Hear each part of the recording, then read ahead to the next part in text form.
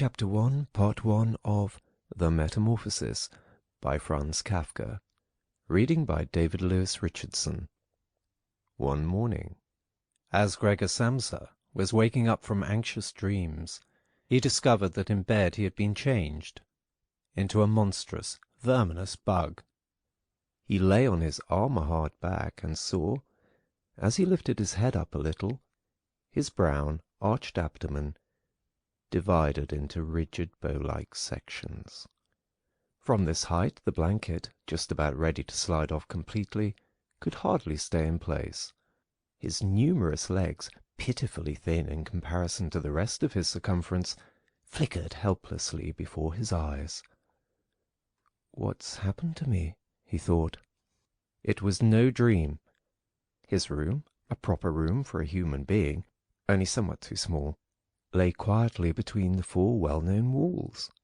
Above the table, on which an unpacked collection of sample-cloth goods was spread out — Samsa was a travelling salesman — hung the picture which he had cut out of an illustrated magazine a little while ago, and set in a pretty gilt frame. It was a picture of a woman with a fur hat and a fur boa.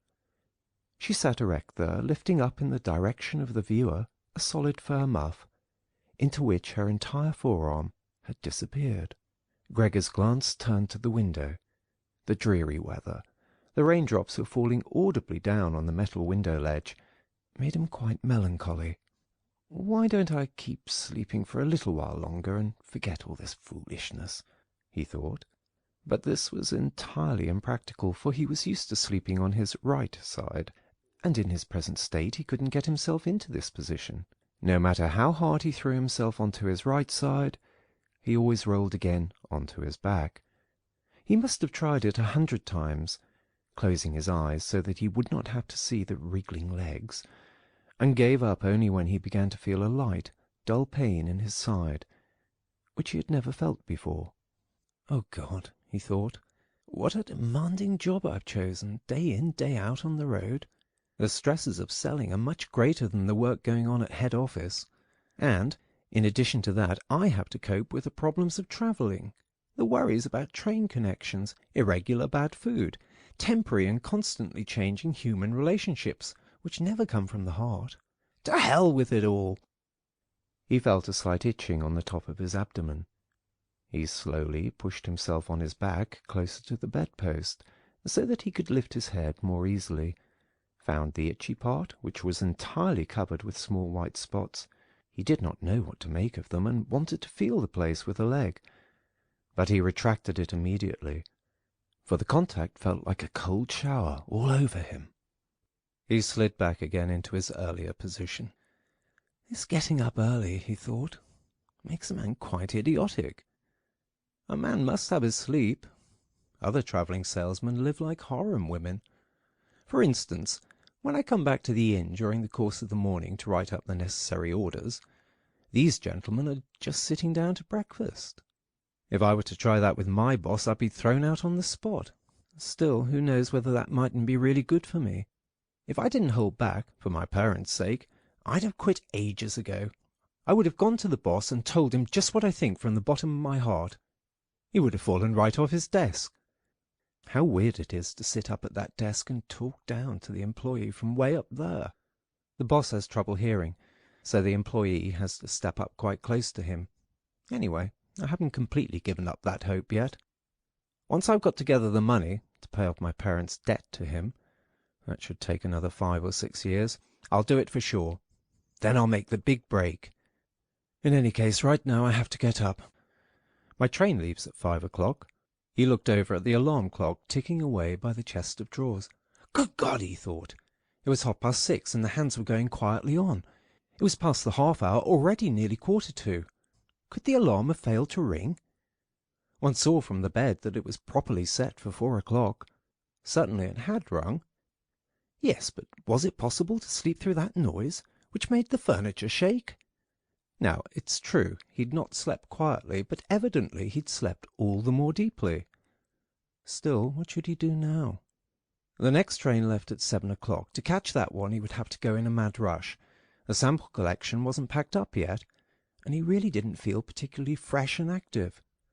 And even if he caught the train, there was no avoiding a blow-up with the boss, because the firm's errand boy would have waited for the 5 o'clock train and reported the news of his absence long ago. He was the boss's minion, without backbone or intelligence. Well then, what if he reported in sick? But that would be extremely embarrassing and suspicious, because during his 5 years' service Gregor hadn't been sick even once. The boss would certainly come with the doctor from the health insurance company, and would reproach his parents for their lazy son, and cut short all objections with the insurance doctor's comments. For him, everyone was completely healthy, but really lazy about work. And besides, would the doctor in this case be totally wrong? Apart from a really excessive drowsiness after the long sleep, Gregor in fact felt quite well, and even had a really strong appetite. As he was thinking all this over in the greatest haste, without being able to make the decision to get out of bed, the alarm clock was indicating exactly 7:15, there was a cautious knock on the door by the head of the bed. "Gregor," a voice called. It was his mother. "It's 7:15. Don't you want to be on your way?" The soft voice. Gregor was startled when he heard his voice answering. It was clearly and unmistakably his earlier voice, but in it was intermingled, as if from below, an irrepressibly painful squeaking, which left the words positively distinct only in the first moment, and distorted them in the reverberation, so that one didn't know if one had heard correctly. Gregor wanted to answer in detail and explain everything, but in these circumstances he confined himself to saying, "Yes? Yes. Thank you, Mother. I'm getting up right away." Because of the wooden door, the change in Gregor's voice was not really noticeable outside, so his mother calmed down with this explanation and shuffled off. However, as a result of the short conversation, the other family members became aware that Gregor was unexpectedly still at home, and already his father was knocking on one side door, weakly but with his fist. "Gregor?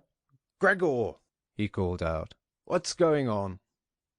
And after a short while he urged him on again in a deeper voice. "Gregor! Gregor!" At the other side door, however, his sister knocked lightly. "Gregor, are you all right? Do you need anything?" Gregor directed answers in both directions. "I'll be ready right away."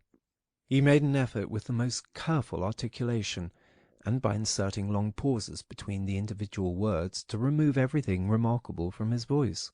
His father turned back to his breakfast. However, the sister whispered, "Gregor, open the door, I beg you." Gregor had no intention of opening the door, but congratulated himself on his precaution, acquired from travelling, of locking all doors during the night, even at home. First, he wanted to stand up quietly and undisturbed, get dressed, above all have breakfast, and only then consider further action, for he noticed this clearly. By thinking things over in bed he would not reach a reasonable conclusion. He remembered that he had already often felt a light pain or other in bed, perhaps the result of an awkward lying position, which later turned out to be purely imaginary when he stood up, and he was eager to see how his present fantasies would gradually dissipate. That the change in his voice was nothing other than the onset of a real chill, an occupational illness of commercial travellers, of that he had not the slightest doubt.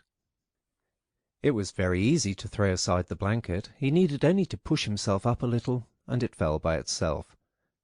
But to continue was difficult, particularly because he was so unusually wide. He needed arms and hands to push himself upright. Instead of these, however, he had only many small limbs which were incessantly moving with very different motions, and which, in addition, he was unable to control. If he wanted to bend one of them, then it was the first to extend itself, and if he finally succeeded doing what he wanted with this limb, in the meantime all the others, as if left free, moved around in an excessively painful agitation. "But I must not stay in bed uselessly," said Gregor to himself. At first he wanted to get out of bed with the lower part of his body, But this lower part, which, by the way, he had not yet looked at, and which he also couldn't picture clearly, proved itself too difficult to move. The attempt went so slowly. When, having become almost frantic, he finally hurled himself forward with all his force and without thinking, he chose his direction incorrectly, and he hit the lower bedpost hard. The violent pain he felt revealed to him that the lower part of his body was, at the moment, probably the most sensitive. Thus, he tried to get his upper body out of the bed first, and turned his head carefully toward the edge of the bed. He managed to do this easily, and, in spite of its width and weight, his body mass at last slowly followed the turning of his head. But as he finally raised his head outside the bed in the open air, he became anxious about moving forward any further in this manner, for if he allowed himself eventually to fall by this process, it would take a miracle to prevent his head from getting injured. And at all costs, he must not lose consciousness right now.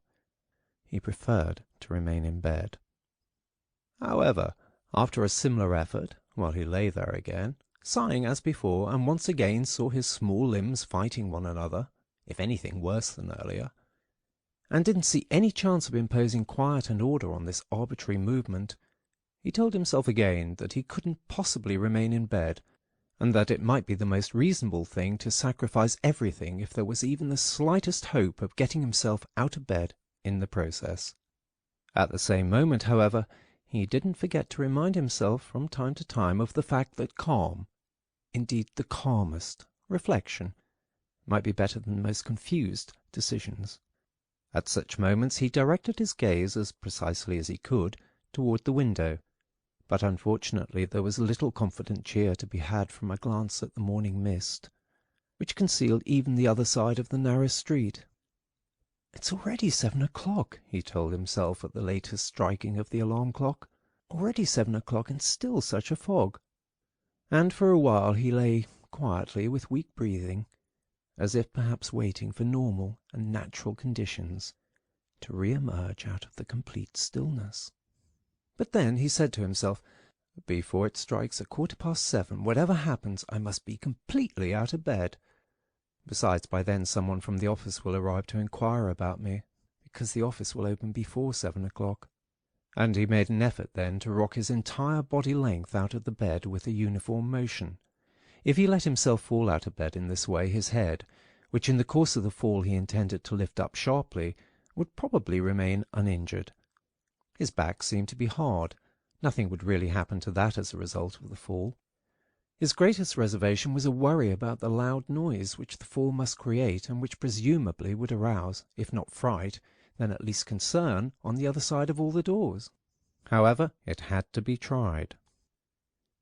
As Gregor was in the process of lifting himself half out of bed, the new method was more of a game than an effort. He needed only to rock with a constant rhythm.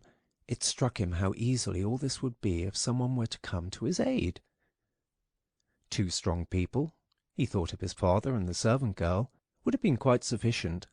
They would have only had to push their arms under his arched back to get him out of the bed, to bend down with their load, and then merely to exercise patience and care that he completed the flip onto the floor, where his diminutive legs would then, he hoped, acquire a purpose.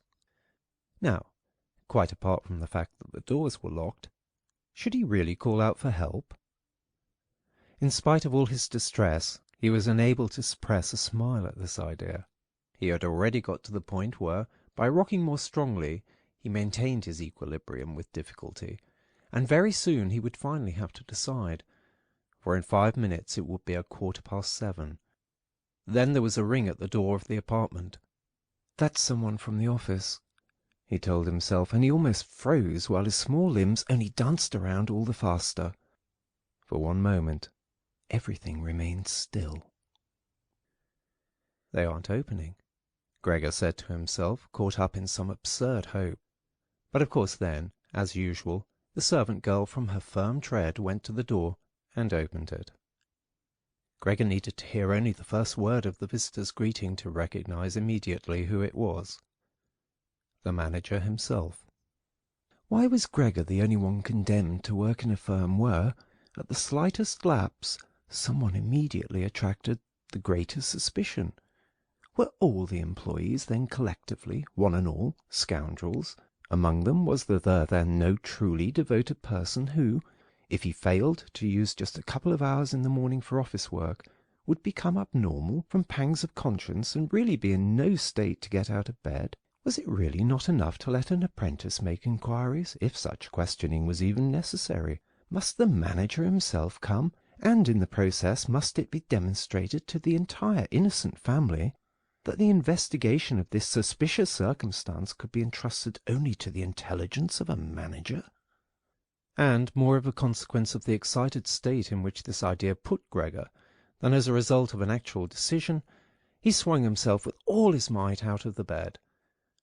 There was a loud thud, but not a real crash. The fall was absorbed somewhat by the carpet, and, in addition, his back was more elastic than Gregor had thought. For that reason the dull thud was not quite so conspicuous. But he had not held his head up with sufficient care, and had hit it. He turned his head, irritated and in pain, and rubbed it on the carpet. "Something has fallen in there," said the manager in the next room on the left. Gregor tried to imagine to himself whether anything similar to what was happening to him today could have also happened at some point to the manager. At least one had to concede the possibility of such a thing. However, as if to give a rough answer to this question, the manager now, with a squeak of his polished boots, took a few determined steps in the next room. From the neighbouring room on the right, the sister was whispering to inform Gregor. "Gregor, the manager is here." "I know," said Gregor to himself, but he did not dare make his voice loud enough so that his sister could hear. "Gregor," his father now said from the neighbouring room on the left, "Mr. Manager has come and is asking why you have not left on the early train. We don't know what we should tell him. Besides, he also wants to speak to you personally. So please open the door. He will be good enough to forgive the mess in your room." In the middle of all this the manager called out in a friendly way, "Good morning, Mr. Samsa." "He is not well," said his mother to the manager, while his father was still talking at the door. "He is not well, believe me, Mr. Manager. Otherwise how would Gregor miss a train? The young man has nothing in his head except business. I'm almost angry that he never goes out at night. Right now he's been in the city 8 days, but he's been at home every evening. He sits here with us at the table and reads the newspaper quietly, or studies his travel schedules. It's quite a diversion for him to busy himself with fretwork. For instance, he cut out a small frame over the course of 2 or 3 evenings. You'd be amazed how pretty it is. It's hanging right inside the room. You'll see it immediately, as soon as Gregor opens the door. Anyway, I'm happy you're here, Mr. Manager. By ourselves we would never have made Gregor open the door. He's so stubborn, and he's certainly not well, although he denied that this morning." "I'm coming right away," said Gregor slowly and deliberately, and didn't move so as not to lose one word of the conversation. "My dear lady, I cannot explain it to myself in any other way," said the manager. "I hope it is nothing serious. On the other hand, I must also say we business people, luckily or unluckily, however one looks at it, very often simply have to overcome a slight indisposition for business reasons." "So, can Mr. Manager come in to see you now?" asked his father impatiently, and knocked once again on the door. "No," said Gregor. In the neighbouring room on the left, a painful stillness descended. In the neighbouring room on the right, the sister began to sob. Why didn't his sister go to the others? She'd probably just got up out of bed now, and hadn't even started to get dressed yet. Then why was she crying? Because he wasn't getting up and wasn't letting the manager in, because he was in danger of losing his position, and because then his boss would badger his parents once again with the old demands. Those were probably unnecessary worries right now. Gregor was still here and wasn't thinking at all about abandoning his family. At the moment he was lying right there on the carpet, and no one who knew about his condition would have seriously demanded that he let the manager in.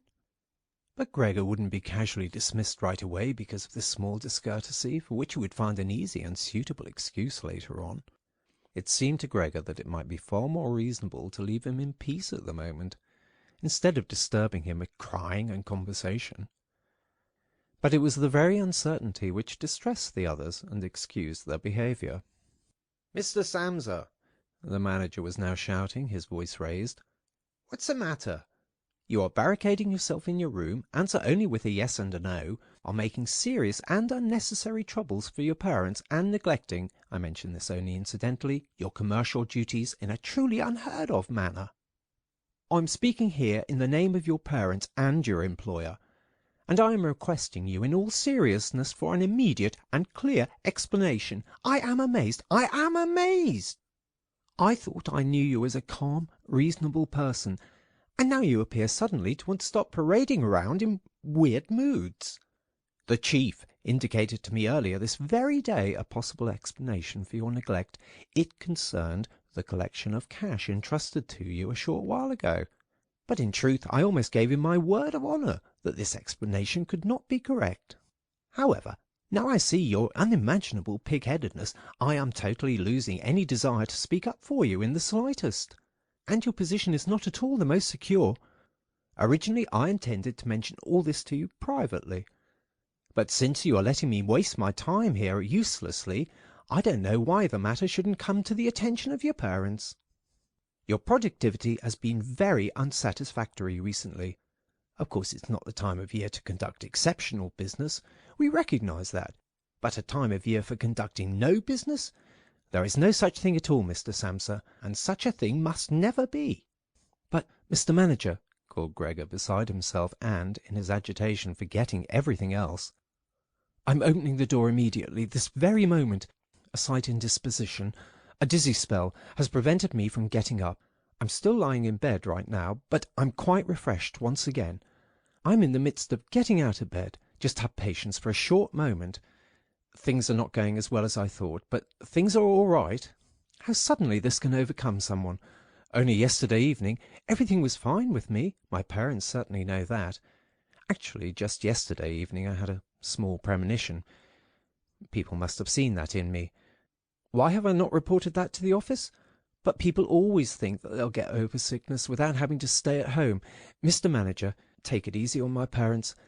There is really no basis for the criticisms which you're now making against me, and really nobody has said a word to me about that. Perhaps you have not read the latest orders which I shipped. Besides, now I am setting out on my trip on the 8 o'clock train. The few hours' rest will have made me stronger. Mr. Manager, do not stay. I will be at the office in person right away. Please have the goodness to say that and convey my respects to the chief." While Gregor was quickly blurting all this out, hardly aware of what he was saying, he had moved close to the chest of drawers without effort, probably as a result of the practice he had already had in bed, and now he was trying to raise himself up on it. Actually, he wanted to open the door. He really wanted to let himself be seen and to speak with the manager. He was keen to witness what the others, now asking about him, would say when they saw him. If they were startled, then Gregor had no more responsibility and could be calm. But if they accepted everything quietly, then he would have no reason to get excited, and, if he got a move on, could really be at the station around 8 o'clock. End of Chapter 1, Part 1. Part 2. At first, he slid down a few times on the smooth chest of drawers, but at last he gave himself a final swing and stood upright there. He was no longer at all aware of the pains in his lower body, no matter how they might still sting. Now he let himself fall against the back of a nearby chair, on the edge of which he braced himself with his thin limbs. By doing this he gained control over himself and kept quiet, for he could now hear the manager. "Did you understand a single word?" the manager asked the parents. "Is he playing the fool with us?" For God's sake!" cried the mother, already in tears. "Perhaps he's very ill, and we're upsetting him. Greta, Greta!" she yelled at that point. "Mother!" called the sister from the other side. They were making themselves understood through Gregor's room. "You must go to the doctor right away. Gregor is sick. Hurry to the doctor. Have you heard Gregor speak yet?" "That was an animal's voice," said the manager remarkably quietly in comparison to the mother's cries. "Anna! Anna!" yelled the father through the hall into the kitchen, clapping his hands. "Fetch a locksmith right away." The two young women were already running through the hall with swishing skirts. How had his sister dressed herself so quickly and yanked open the doors of the apartment? One couldn't hear the doors closing at all. They probably had left them open, as is customary in an apartment where a huge misfortune has taken place.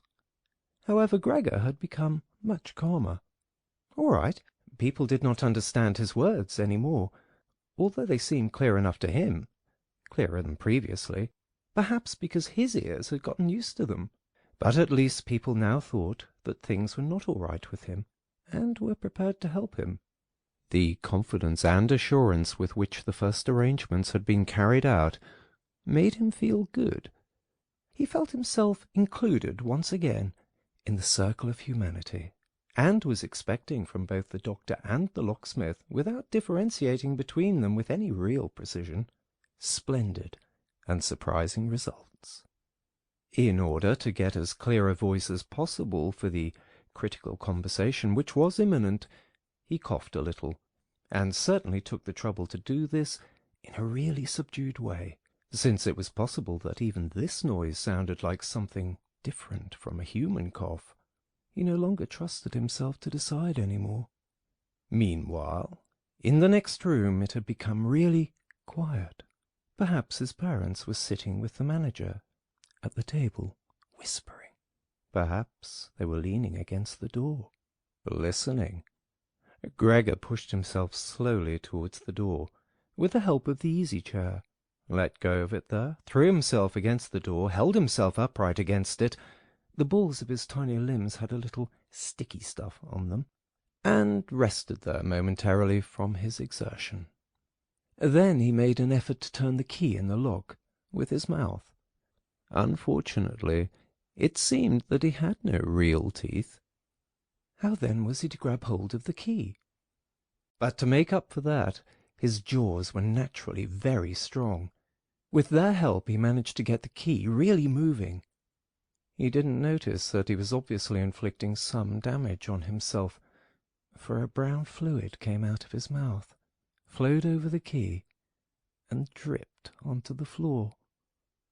"Just listen for a moment," said the manager in the next room. "He's turning the key." For Gregor that was a great encouragement, but they all should have called out to him, including his father and mother. "Come on, Gregor," they should have shouted. "Keep going, keep working on the lock."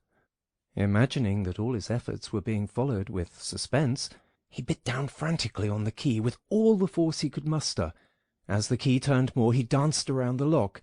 Now he was holding himself upright only with his mouth, and he had to hang on to the key or then press it down again with the whole weight of his body as necessary. The quite distinct click of the lock as it finally snapped really woke Gregor up. Breathing heavily, he said to himself, "So I didn't need the locksmith," and he set his head against the door handle to open the door completely. Because he had to open the door in this way, it was already open very wide, without him yet being really visible. He first had to turn himself slowly around the edge of the door, very carefully, of course, if he didn't want to fall awkwardly on his back right at the entrance into the room. He was still preoccupied with this difficult movement, and had no time to pay attention to anything else, when he heard the manager exclaim aloud, "Oh!" It sounded like the wind whistling, and now he saw him, nearest to the door, pressing his hand against his open mouth and moving slowly back as if an invisible constant force was pushing him away. His mother, in spite of the presence of the manager, she was standing here with her hair sticking up on end, still a mess from the night, was looking at his father with her hands clasped. She then went 2 steps towards Gregor and collapsed right in the middle of her skirts, which were spread out all around her, her face sunk on her breast, completely concealed. His father clenched his fist with a hostile expression, as if he wished to push Gregor back into his room. Then he looked uncertainly around the living room, covered his eyes with his hands, and cried, so that his mighty breast shook. At this point Gregor did not take one step into the room, but leaned his body from the inside against the firmly bolted wing of the door, so that only half his body was visible, as well as his head, tilted sideways, with which he peeped over at the others. Meanwhile it had become much brighter.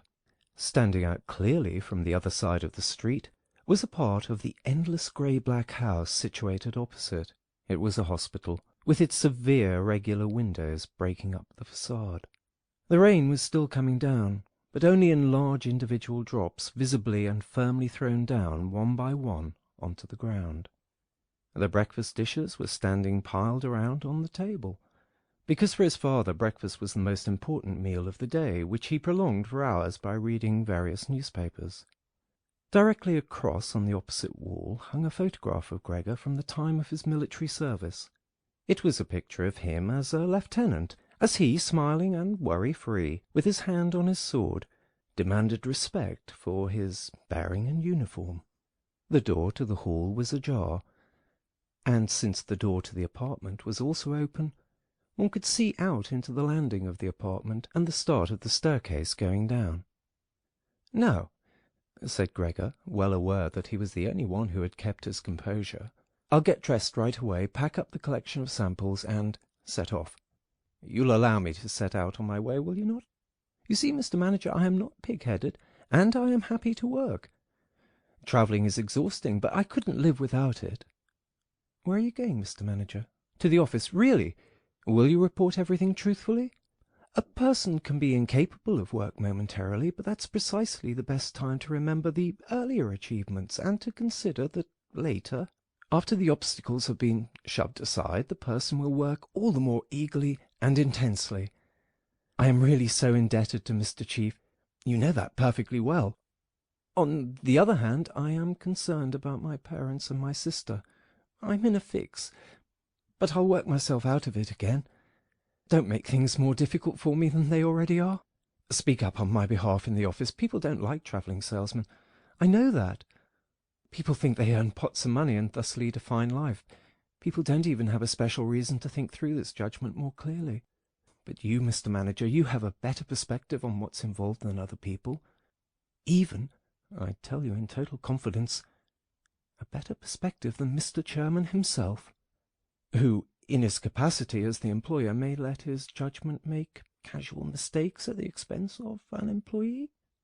You also know well enough that the travelling salesman who is outside the office almost the entire year can become so easily a victim of gossip, coincidences, and groundless complaints, against which it's impossible for him to defend himself, since for the most part he doesn't hear about them at all, and only then, when he's exhausted after finishing a trip and at home, gets to feel in his own body the nasty consequences, which can't be thoroughly explored back to their origins. Mr. Manager, don't leave without speaking a word, telling me that you'll at least concede that I'm a little in the right." But at Gregor's first words the manager had already turned away, and now he looked back at Gregor over his twitching shoulders with pursed lips. During Gregor's speech he was not still for a moment, but kept moving away towards the door, without taking his eyes off Gregor, but really gradually, as if there was a secret ban on leaving the room. He was already in the hall, and, given the sudden movement with which he finally pulled his foot out of the living-room, one could have believed that he had just burned the sole of his foot.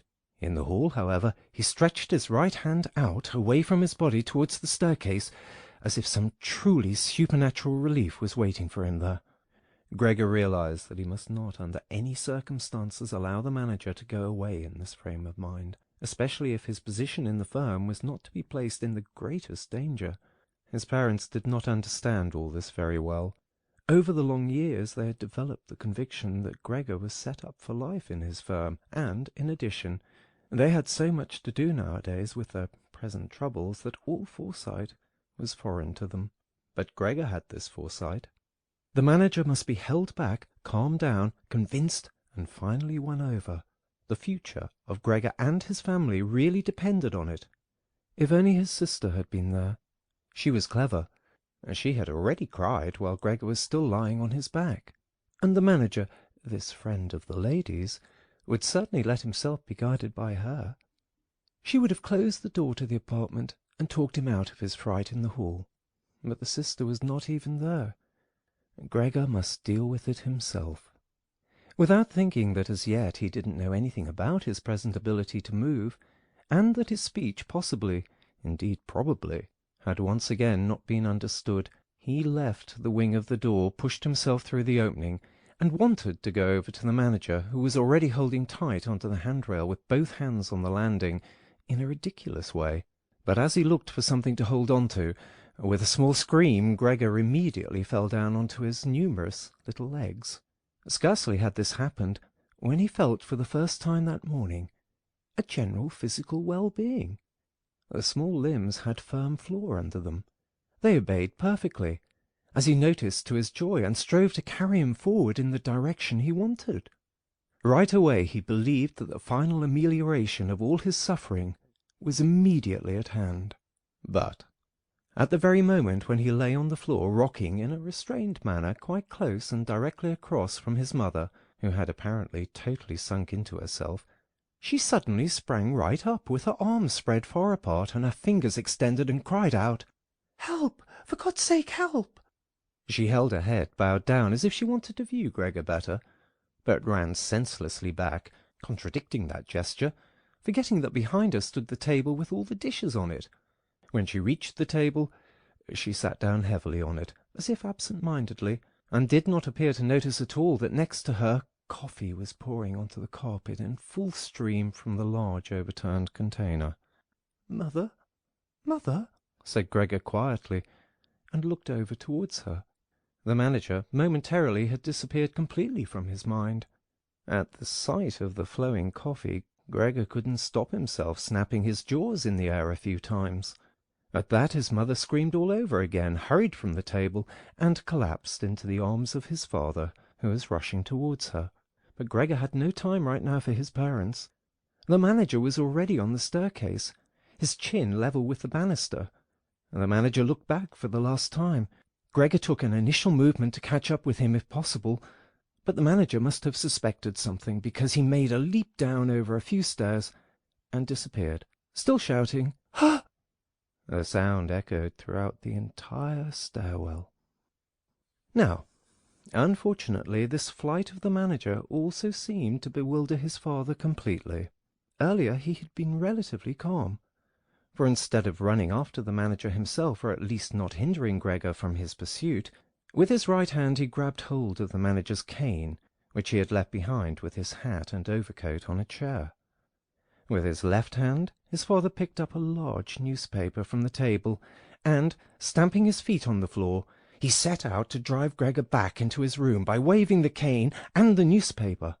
No request of Gregor's was of any use, no request would even be understood. No matter how willing he was to turn his head respectfully, his father just stomped all the harder with his feet. Across the room from him his mother had pulled open a window, in spite of the cool weather, and, leaning out with her hands on her cheeks, she pushed her face far outside the window. Between the alley and the stairwell a strong draught came up. The curtains on the window flew around, the newspapers on the table swished, and individual sheets fluttered down over the floor. The father relentlessly pressed forward, pushing out sibilants like a wild man. Now, Gregor had no practice at all in going backwards. It was really very slow going. If Gregor only had been allowed to turn himself around, he would have been in his room right away. But he was afraid to make his father impatient by the time-consuming process of turning around, and each moment he faced the threat of a mortal blow on his back or his head from the cane in his father's hand. Finally Gregor had no other option, for he noticed with horror that he did not understand yet how to maintain his direction going backwards. And so he began, amid constantly anxious sideways glances in his father's direction, to turn himself around as quickly as possible, although in truth this was only done very slowly.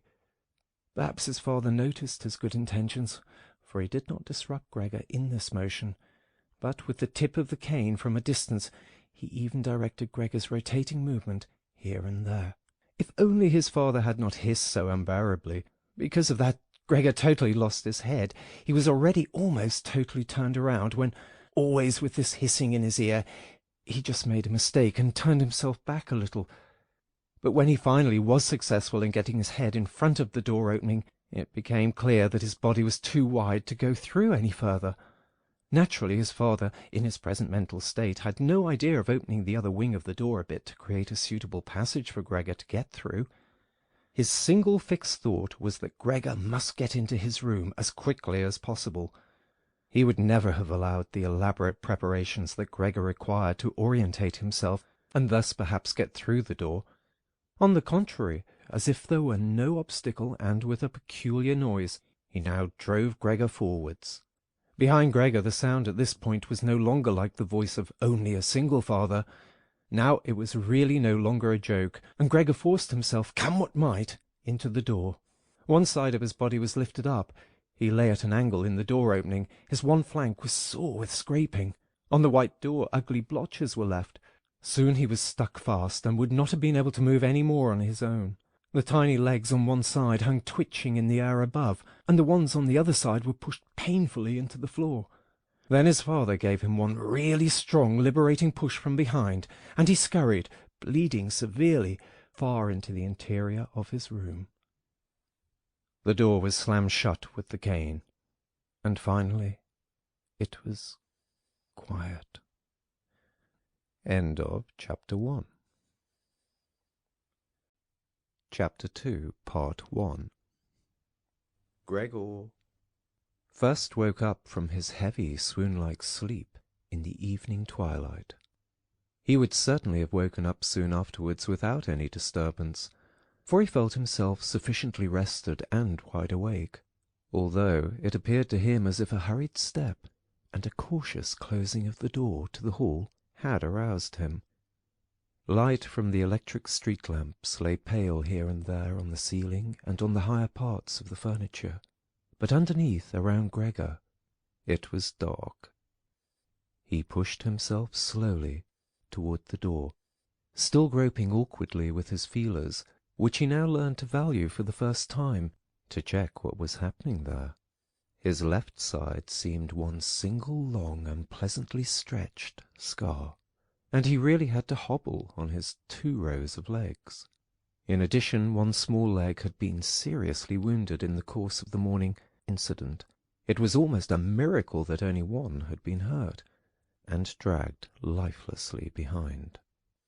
By the door he noticed what had really lured him there. It was the smell of something to eat. A bowl stood there filled with sweetened milk, in which swam tiny pieces of white bread. He almost laughed with joy, for he now had a much greater hunger than in the morning, and he immediately dipped his head almost up to and over his eyes down into the milk. But he soon drew it back again in disappointment, not just because it was difficult for him to eat on account of his delicate left side. He could eat only if his entire panting body worked in a coordinated way, but also because the milk, which otherwise was his favourite drink, and which his sister had certainly placed there for that reason, did not appeal to him at all. He turned away from the bowl almost with aversion, and crept back into the middle of the room. In the living room, as Gregor saw through the crack in the door, the gas was lit.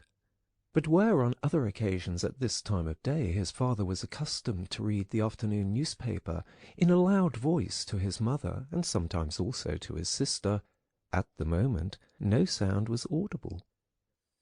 Now, perhaps this reading aloud, about which his sister had always spoken and written to him, had recently fallen out of the general routine, but it was so still all around, in spite of the fact that the apartment was certainly not empty. "What a quiet life the family leads," said Gregor to himself, and as he stared fixedly out in front of him into the darkness, he felt a great pride that he had been able to provide such a life in a beautiful apartment like this for his parents and his sister. But how would things go if now all tranquillity, all prosperity, all contentment should come to a horrible end? In order not to lose himself in such thoughts, Gregor preferred to set himself moving, so he moved up and down in his room. Once, during the long evening, one side door and then the other door was opened, just a tiny crack, and quickly closed again. Someone presumably needed to come in, but had then thought better of it. Gregor immediately took up a position by the living-room door, determined to bring in the hesitant visitor somehow or other, or at least to find out who it might be. But now the door was not opened any more, and Gregor waited in vain. Earlier, when the door had been barred, they had all wanted to come in to him. Now, when he had opened one door, and when the others had obviously been opened during the day, no one came any more, and the keys were stuck in the locks on the outside. The light in the living-room was turned off only late at night, and now it was easy to establish that his parents and his sister had stayed awake all this time, for one could hear clearly as all three moved away on tiptoe. Now it was certain that no one would come into Gregor any more until the morning. Thus he had a long time to think, undisturbed, about how he should reorganize his life from scratch. But the high, open room in which he was compelled to lie flat on the floor made him anxious, without his being able to figure out the reason, for he had lived in the room for 5 years. With a half-unconscious turn, and not without a slight shame, he scurried under the couch, where, in spite of the fact that his back was a little cramped, and he could no longer lift up his head, he felt very comfortable, and was sorry only that his body was too wide to fit completely under it. There he remained, the entire night, which he spent partly in a state of semi-sleep, out of which his hunger constantly woke him with a start, but partly in a state of worry and murky hopes, which all led to the conclusion that for the time being he would have to keep calm, and with patience and the greatest consideration for his family, tolerate the troubles which in his present condition he was now forced to cause them. Already early in the morning, it was still almost night, Gregor had an opportunity to test the power of the decisions he had just made, for his sister, almost fully dressed, opened the door from the hall into his room, and looked eagerly inside. She did not find him immediately, but when she noticed him under the couch, God, he had to be somewhere or other, for he could hardly fly away, she got such a shock that, without being able to control herself, she slammed the door shut once again from the outside. However, as if she were sorry for her behaviour, she immediately opened the door again and walked in on her tiptoes, as if she was in the presence of a serious invalid, or a total stranger. Gregor had pushed his head forward just to the edge of the couch and was observing her. Would she really notice that he had left the milk standing, not indeed from any lack of hunger, and would she bring in something else to eat more suitable for him? If she did not do it on her own, he would sooner starve to death than call her attention to the fact, although he had a powerful urge to move beyond the couch, throw himself at his sister's feet, and beg her for something or other good to eat. But his sister noticed right away with astonishment that the bowl was still full, with only a little milk spilled around it. She picked it up immediately, although not with her bare hands, but with a rag, and took it out of the room. Gregor was extremely curious what she would bring as a substitute, and he pictured to himself different ideas about it. But he never could have guessed what his sister, out of the goodness of her heart, in fact did. She brought him, to test his taste, an entire selection, all spread out on an old newspaper. There were old half-rotten vegetables, bones from the evening meal covered with a white sauce which had almost solidified, some raisins and almonds, cheese which Gregor had declared inedible 2 days earlier, a slice of dry bread, and a slice of salted bread smeared with butter. In addition to all this, she put down a bowl, probably designated once and for all as Gregor's, into which she had poured some water. And out of her delicacy of feeling, since she knew that Gregor would not eat in front of her, she went away very quickly, and even turned the key in the lock, so that Gregor would now observe that he could make himself as comfortable as he wished. Gregor's small limbs buzzed now that the time for eating had come. His wounds must in any case have already healed completely. He felt no handicap on that score. He was astonished at that, and thought about how more than a month ago he had cut his finger slightly with a knife, and how this wound had hurt enough even the day before yesterday. Am I now going to be less sensitive? He thought, already sucking greedily on the cheese, which had strongly attracted him right away, more than all the other foods. Quickly, and with his eyes watering with satisfaction, he ate one after the other, the cheese, the vegetables, and the sauce. The fresh food, by contrast, didn't taste good to him. He couldn't bear the smell, and even carried the things he wanted to eat a little distance away. By the time his sister slowly turned the key, as a sign that he should withdraw, he was long finished, and now lay lazily in the same spot. The noise immediately startled him, in spite of the fact that he was already almost asleep, and he scurried back again under the couch. But it cost him great self-control to remain under the couch, even for the short time his sister was in the room, because his body had filled out somewhat on account of the rich meal, and in the narrow space there he could scarcely breathe. In the midst of minor attacks of asphyxiation, he looked at her with somewhat protruding eyes, as his unsuspecting sister swept up with a broom, not just the remnants, but even the foods which Gregor had not touched at all, as if these were also now useless, and as she dumped everything quickly into a bucket, which she closed with a wooden lid, and then carried all of it out of the room. She had hardly turned around before Gregor had already dragged himself out from the couch, stretched out, and let his body expand. In this way, Gregor got his food every day, once in the morning, when his parents and the servant girl were still asleep, and a second time after the common noon meal, for his parents were, as before, asleep then for a little while, and the servant girl was sent off by his sister on some errand or other. They certainly would not have wanted Gregor to starve to death, but perhaps they could not have endured finding out what he ate other than by hearsay. Perhaps his sister wanted to spare them what was possibly only a small grief, for they were really suffering quite enough already. What sorts of excuses people had used on that first morning to get the doctor and the locksmith out of the house, Gregor was completely unable to ascertain. Since they could not understand him, no one, not even his sister, thought that he might be able to understand others. And thus, when his sister was in her room, he had to be content with listening now and then to her sighs and invocations to the saints. Only later, when she had grown somewhat accustomed to everything, naturally there could never be any talk of her growing completely accustomed to it, Gregor sometimes caught a comment which was intended to be friendly, or could be interpreted as such.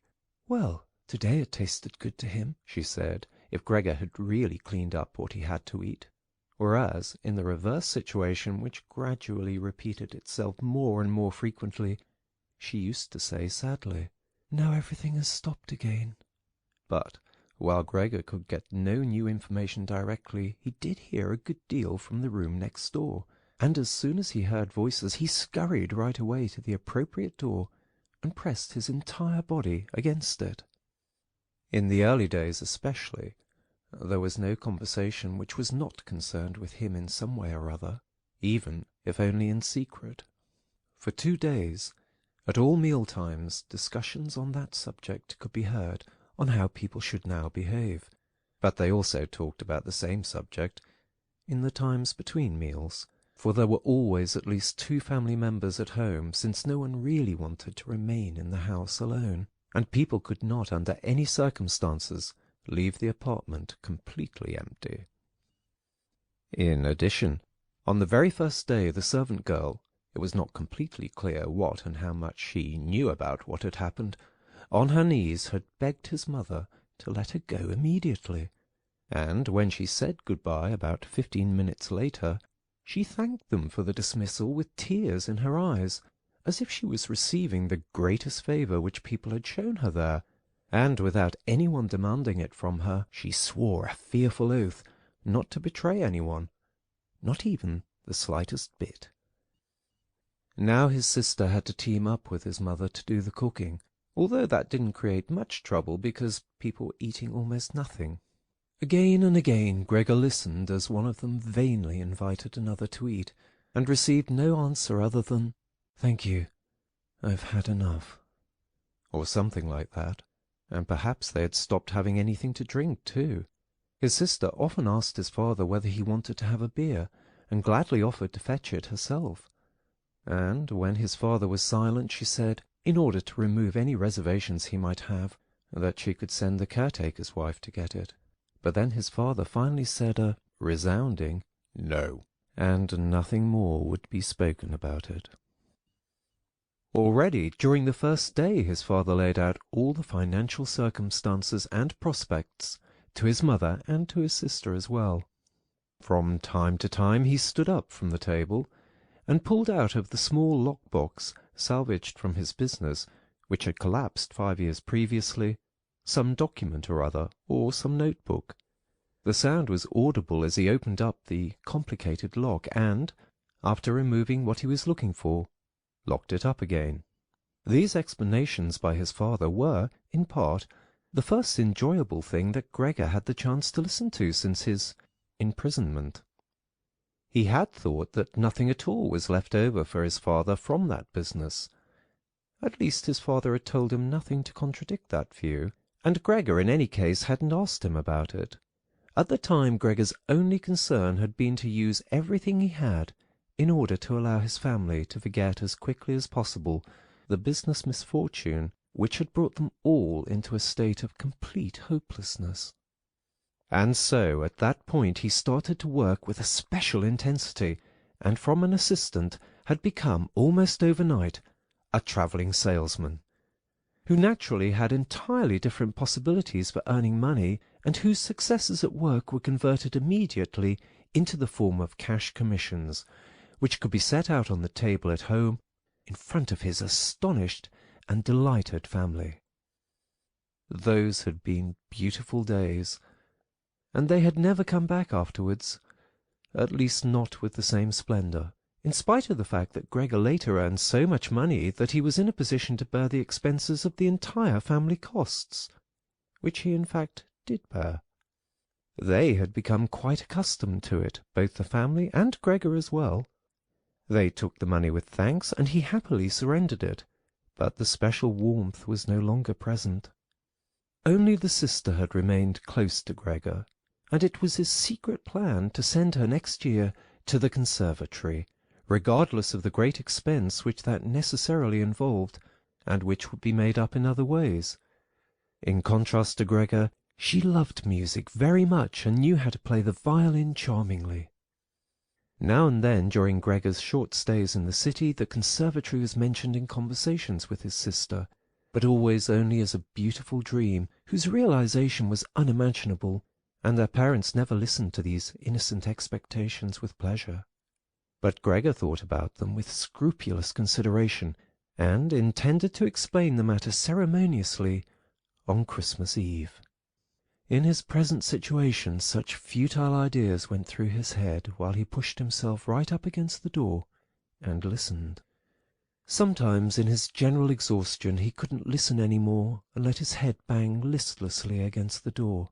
But he immediately pulled himself together, for even the small sound which he made by this motion was heard nearby and silenced everyone.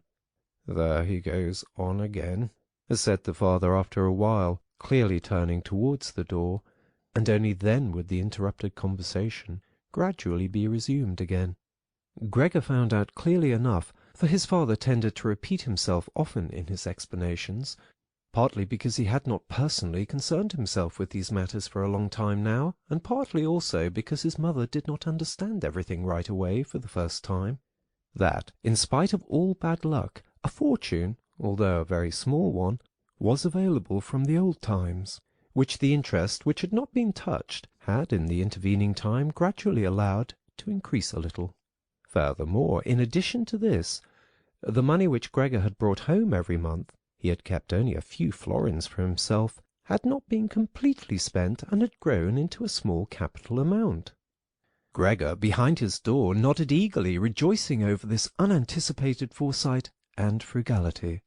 True, with this excess money he could have paid off more of his father's debt to his employer, and the day on which he could be rid of this position would have been a lot closer. But now things were doubtless better the way his father had arranged them. At the moment, however, this money was not nearly sufficient to permit the family to live on the interest payments. Perhaps it would be enough to maintain the family for 1, or at most 2 years, that's all. Thus it only added up to an amount which one should not really draw upon, and which must be set aside for an emergency. But the money to live on had to be earned. Now, although his father was old, he was a healthy man who had not worked at all for 5 years, and thus could not be counted on for very much. He had in these 5 years, the first holidays of his trouble-filled but unsuccessful life, put on a good deal of fat, and thus had become really heavy. And should his old mother now perhaps work for money, a woman who suffered from asthma, for whom wandering through the apartment even now was a great strain, and who spent every second day on the sofa by the open window, labouring for breath? Should his sister earn money? A girl who was still a 17-year-old child, whose earlier lifestyle had been so delightful that it had consisted of dressing herself nicely, sleeping in late, helping around the house, taking part in a few modest enjoyments, and, above all, playing the violin. When it came to talking about this need to earn money, at first Gregor went away from the door and threw himself on the cool leather sofa beside the door, for he was quite hot from shame and sorrow. Often he lay there all night long. He didn't sleep a moment and just scratched on the leather for hours at a time. He undertook the very difficult task of shoving a chair over to the window. Then he crept up on the window-sill and, braced in the chair, leaned against the window to look out, obviously with some memory or other of the satisfaction which that used to bring him in earlier times. Actually, from day to day he perceived things with less and less clarity, even those a short distance away. The hospital across the street, the all-too-frequent sight of which he had previously cursed, was not visible at all any more, and if he had not been precisely aware that he lived in the quiet but completely urban Charlotte Street, he could have believed that from his window he was peering out at a featureless wasteland, in which the grey heaven and the grey earth had merged and were indistinguishable. His attentive sister must have observed a couple of times that the chair stood by the window. Then, after cleaning up the room, each time she pushed the chair back right against the window, and from now on she even left the inner casement open. If Gregor had only been able to speak to his sister and thank her for everything that she had to do for him, he would have tolerated her service more easily. As it was, he suffered under it. The sister admittedly sought to cover up the awkwardness of everything as much as possible, and, as time went by, she naturally got more successful at it. But with the passing of time, Gregor also came to understand everything more precisely. Even her entrance was terrible for him. As soon as she entered, she ran straight to the window without taking the time to shut the door, in spite of the fact that she was otherwise very considerate in sparing anyone the sight of Gregor's room, and yanked the window open with eager hands, as if she was almost suffocating, and remained for a while by the window, breathing deeply, even when it was still so cold. With this running and noise she frightened Gregor twice every day. The entire time he trembled under the couch, and yet he knew very well that she would certainly have spared him gladly, if it had only been possible to remain with the window closed, in a room where Gregor lived. End of Chapter 2, Part 1.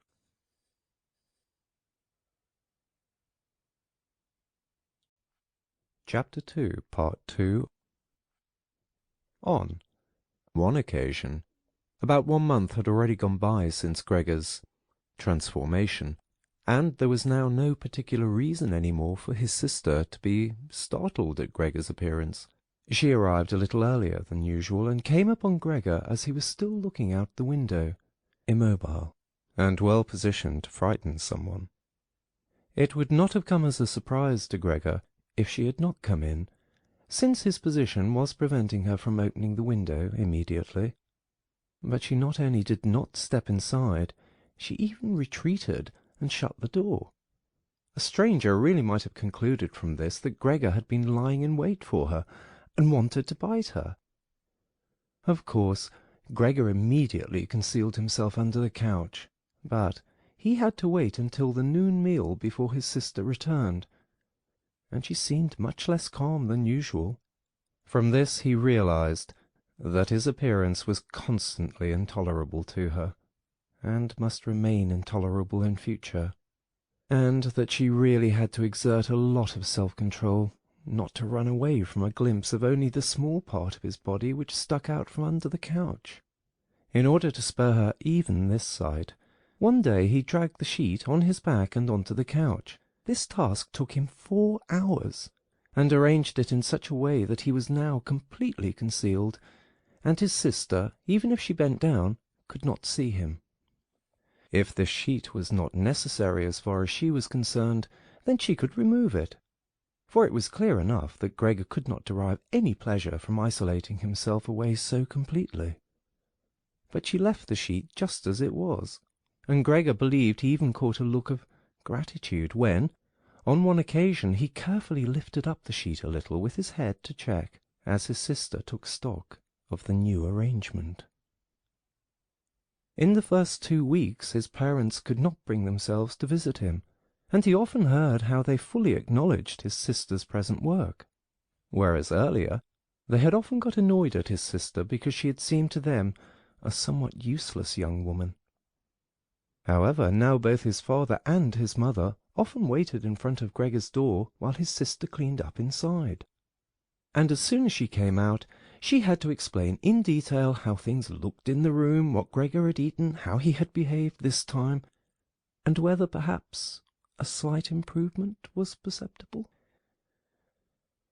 In any event, his mother comparatively soon wanted to visit Gregor, but his father and his sister restrained her, at first with reasons which Gregor listened to very attentively and which he completely endorsed. Later, however, they had to hold her back forcefully, and when she then cried, "Let me go to Gregor, he's my unlucky son. Don't you understand that I have to go to him?" And Gregor then thought that perhaps it would be a good thing if his mother came in, not every day, of course, but maybe once a week. She understood everything much better than his sister, who, in spite of her courage, was still a child, and, in the last analysis, had perhaps undertaken such a difficult task only out of childish recklessness. Gregor's wish to see his mother was soon realized. While during the day Gregor, out of consideration for his parents, did not want to show himself by the window, he couldn't crawl around very much on the few square meters of the floor. He found it difficult to bear lying quietly during the night, and soon eating no longer gave him the slightest pleasure. So, for diversion, he acquired the habit of crawling back and forth across the walls and ceiling. He was especially fond of hanging from the ceiling. The experience was quite different from lying on the floor. It was easier to breathe. A slight vibration went through his body, and in the midst of the almost happy amusement which Gregor found up there, it could happen that, to his own surprise, he let go and hit the floor. However, now he naturally controlled his body quite differently, and he did not injure himself in such a great fall. His sister noticed immediately the new amusement which Gregor had found for himself, for as he crept around he left behind here and there traces of his sticky stuff, and so she got the idea of making Gregor's creeping around as easy as possible, and thus of removing the furniture which got in the way, especially the chest of drawers and the writing desk. But she was in no position to do this by herself. She did not dare to ask her father to help, and the servant girl would certainly not have assisted her, for although this girl, about 16 years old, had courageously remained since the dismissal of the previous cook, she had begged for the privilege of being allowed to stay permanently confined to the kitchen, and of having to open the door only in answer to a special summons. Thus his sister had no other choice but to involve his mother while his father was absent. His mother approached Gregor's room with cries of excited joy, but she fell silent at the door. Of course his sister first checked whether everything in the room was in order. Only then did she let her mother walk in. In great haste Gregor had drawn the sheet down even further and wrinkled it more. The whole thing really looked just like a coverlet thrown carelessly over the couch. On this occasion Gregor held back from spying out from under the sheet. Thus he refrained from looking at his mother this time, and was just happy that she had come. "Come on, he's not visible," said his sister, and evidently led his mother by the hand. Now Gregor listened as these two weak women shifted the still heavy old chest of drawers from its position, and as his sister constantly took on herself the greater part of the work, without listening to the warnings of his mother, who was afraid that she would strain herself. The work lasted a long time. After about a quarter of an hour had already gone by, his mother said it would be better if they left the chest of drawers where it was, because, in the first place, it was too heavy. They would not be finished before his father's arrival, and leaving the chest of drawers in the middle of the room would block all Gregor's pathways. But, in the second place, they could not be certain that Gregor would be pleased with the removal of the furniture. To her the reverse seemed to be true.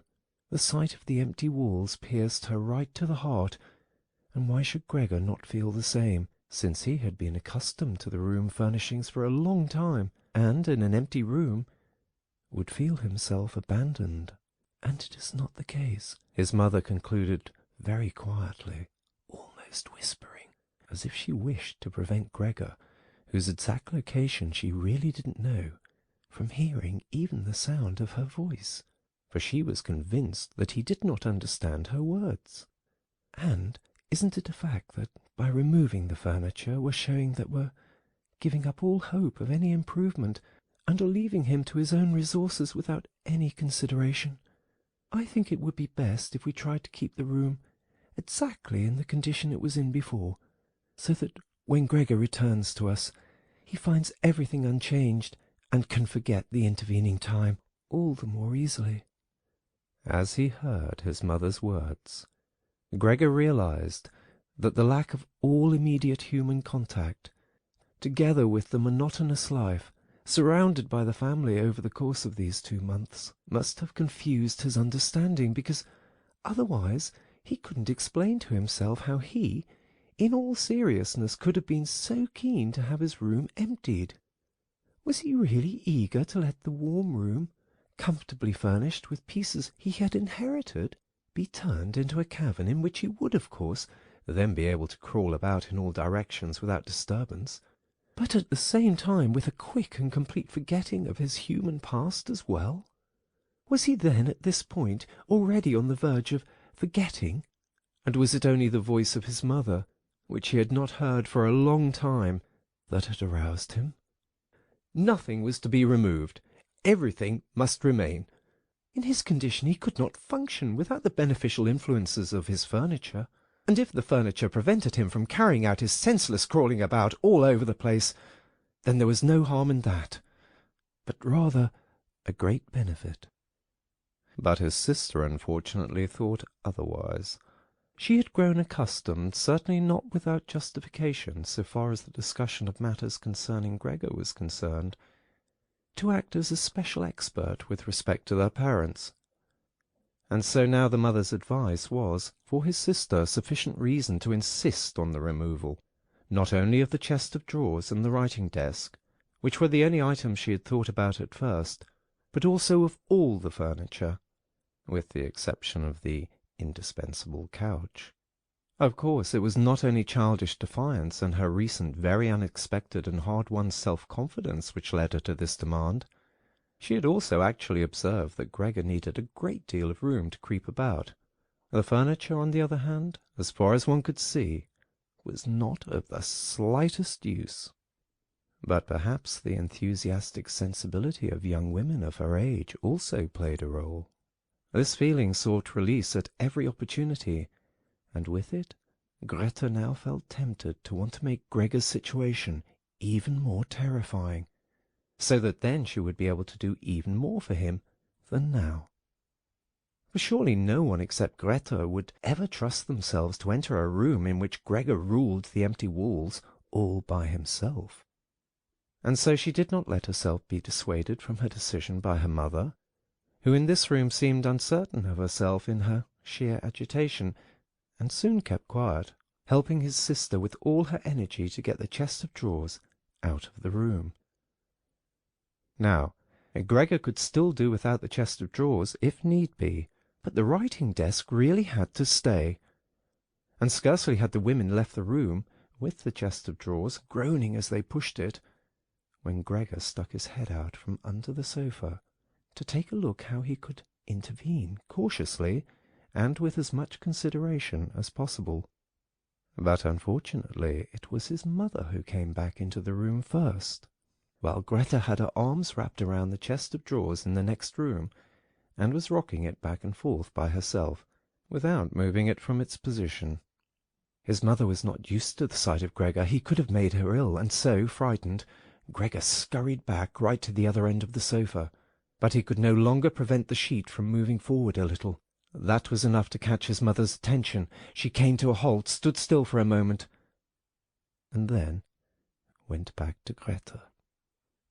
Although Gregor kept repeating to himself over and over that really nothing unusual was going on, that only a few pieces of furniture were being rearranged, he soon had to admit to himself that the movements of the women to and fro, their quiet conversations, and the scratching of the furniture on the floor affected him like a great swollen commotion on all sides, and so firmly was he pulling in his head and legs and pressing his body into the floor, he had to tell himself unequivocally that he wouldn't be able to endure all this much longer. They were cleaning out his room, taking away from him everything he cherished. They had already dragged out the chest of drawers in which the fret saw and the other tools were kept, and they were now loosening the writing desk, which was fixed tight to the floor, the desk on which he, as a business student, a school student, indeed even as an elementary school student, had written out his assignments. At that moment he really didn't have any more time to check the good intentions of the two women, whose existence he had in any case almost forgotten, because in their exhaustion they were working really silently, and the heavy stumbling of their feet was the only sound to be heard. And so he scuttled out.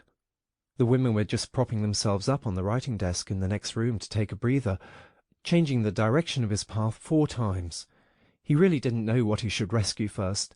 Then he saw hanging conspicuously on the wall, which was otherwise already empty, the picture of the woman dressed in nothing but fur. He quickly scurried up over to it and pressed himself against the glass which held it in place, and which made his hot abdomen feel good. At least this picture, which Gregor at the moment completely concealed, surely no one would now take away. He twisted his head towards the door of the living room to observe the women as they came back in. They had not allowed themselves very much rest, and were coming back right away. Greta had placed her arm around her mother and held her tightly. "So what shall we take now?" said Greta, and looked around her. Then her glance met Gregor's from the wall. She kept her composure only because her mother was there. She bent her face towards her mother in order to prevent her from looking around, and said, although in a trembling voice and too quickly, "Come, wouldn't it be better to go back in the living room for just another moment?" Greta's purpose was clear to Gregor. She wanted to bring his mother to a safe place, and then chase him down from the wall. Well, let her just try it. He squatted on the picture and did not hand it over. He would sooner spring into Greta's face. But Greta's words had immediately made the mother very uneasy.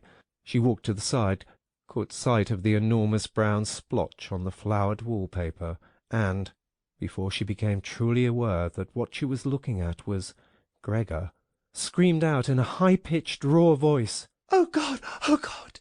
and fell with outstretched arms, as if she was surrendering everything, down onto the couch, and lay there, motionless. "Gregor, you—" cried out his sister with a raised fist and an urgent glare. Since his transformation, these were the first words which she had directed right at him. She ran into the room next door to bring some spirits or other with which she could revive her mother from her fainting spell. Gregor wanted to help as well. There was time enough to save the picture, but he was stuck fast on the glass and had to tear himself loose forcefully. Then he also scurried into the next room as if he could give his sister some advice, as in earlier times. But then he had to stand there idly behind her while she rummaged among various small bottles. Still, she was frightened when she turned around.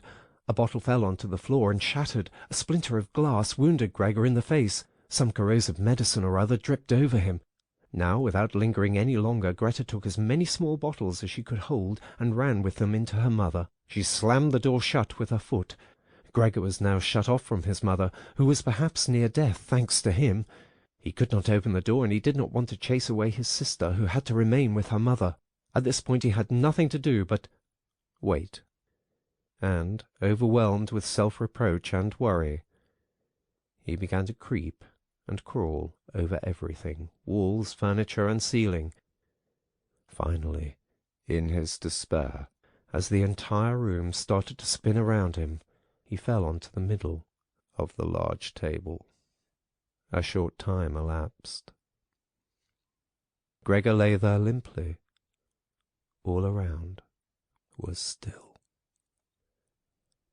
Perhaps that was a good sign.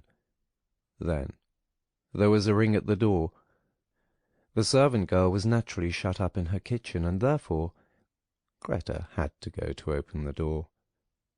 The father had arrived. "What's happened?" were his first words. Greta's appearance had told him everything. Greta replied with a dull voice. Evidently she was pressing her face into her father's chest. "Mother fainted. She's getting better now. Gregor has broken loose." "Yes, I have expected that," said his father.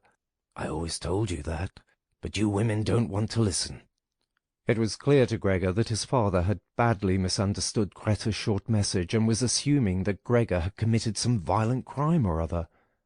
Thus, Gregor now had to find his father to calm him down, for he had neither the time nor the ability to explain things to him, and so he rushed away to the door of his room and pushed himself against it, so that his father could see right away as he entered from the hall that Gregor fully intended to return at once to his room, that it was not necessary to drive him back, but that one only needed to open the door, and he would disappear immediately.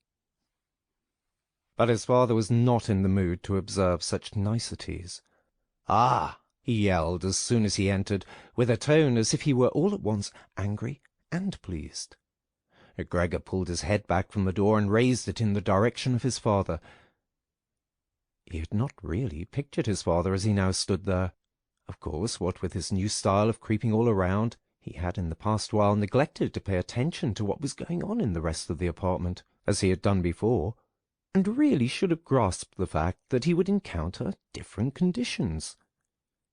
Nevertheless, was that still his father? Was that the same man who had lain exhausted and buried in bed in earlier days when Gregor was setting out on a business trip, and who had received him on the evenings of his return in a sleeping-gown and armchair, totally incapable of standing up, who had only lifted his arm as a sign of happiness, and who, in their rare strolls together a few Sundays a year and on the important holidays, made his way slowly forwards between Gregor and his mother, who themselves moved slowly, always a bit more slowly than them, bundled up in his old coat, all the time setting down his walking-stick carefully, and who, when he had wanted to say something, almost always stood still and gathered his entourage around him. But now he was standing up really straight, dressed in a tight-fitting blue uniform with gold buttons, like the ones servants wear in a banking company. Above the high stiff collar of his jacket his firm double chin stuck out prominently. Beneath his bushy eyebrows the glance of his black eyes was freshly penetrating and alert. His otherwise dishevelled white hair was combed down into a carefully exact shining part.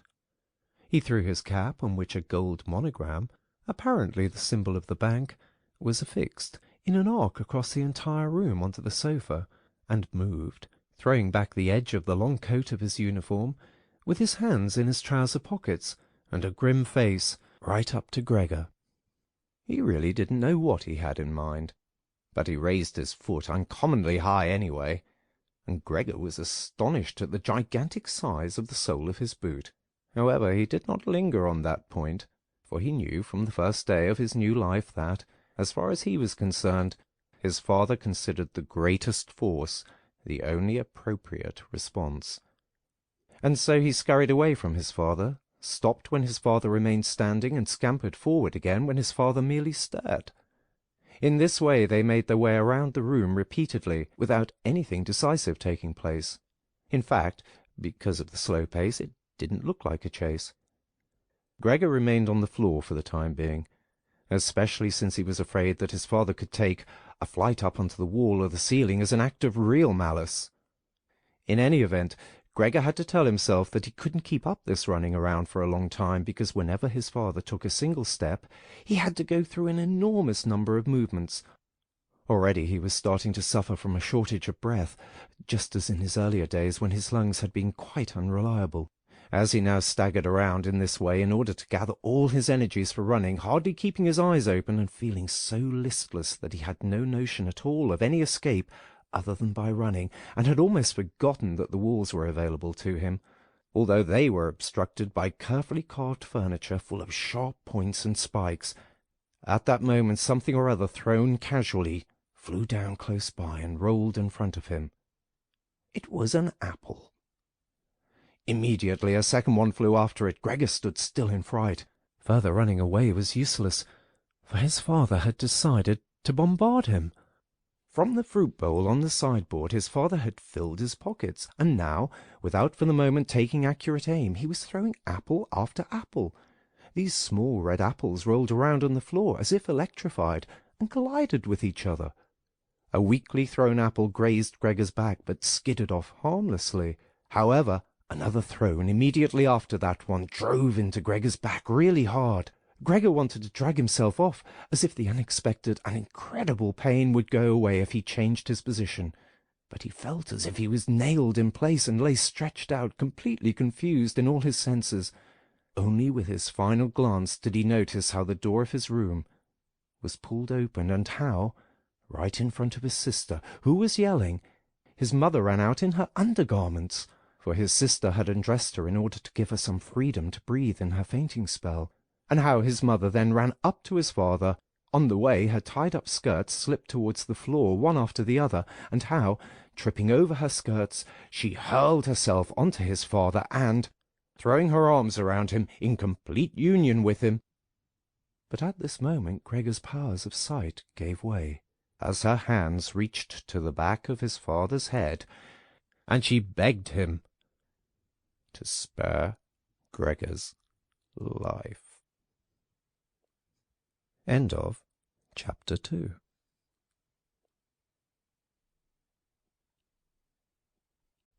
Chapter 3, Part 1. Gregor's serious wound, from which he suffered for over a month. Since no one ventured to remove the apple, it remained in his flesh as a visible reminder, seemed by itself to have reminded the father that, in spite of his present unhappy and hateful appearance, Gregor was a member of the family, something one should not treat as an enemy, and that it was a requirement of family duty to suppress one's aversion, and to endure. Nothing else, just endure. And if through his wound Gregor had now apparently lost for good his ability to move, and for the time being needed many, many minutes to crawl across his room, like an aged invalid, so far as creeping up high was concerned, that was unimaginable.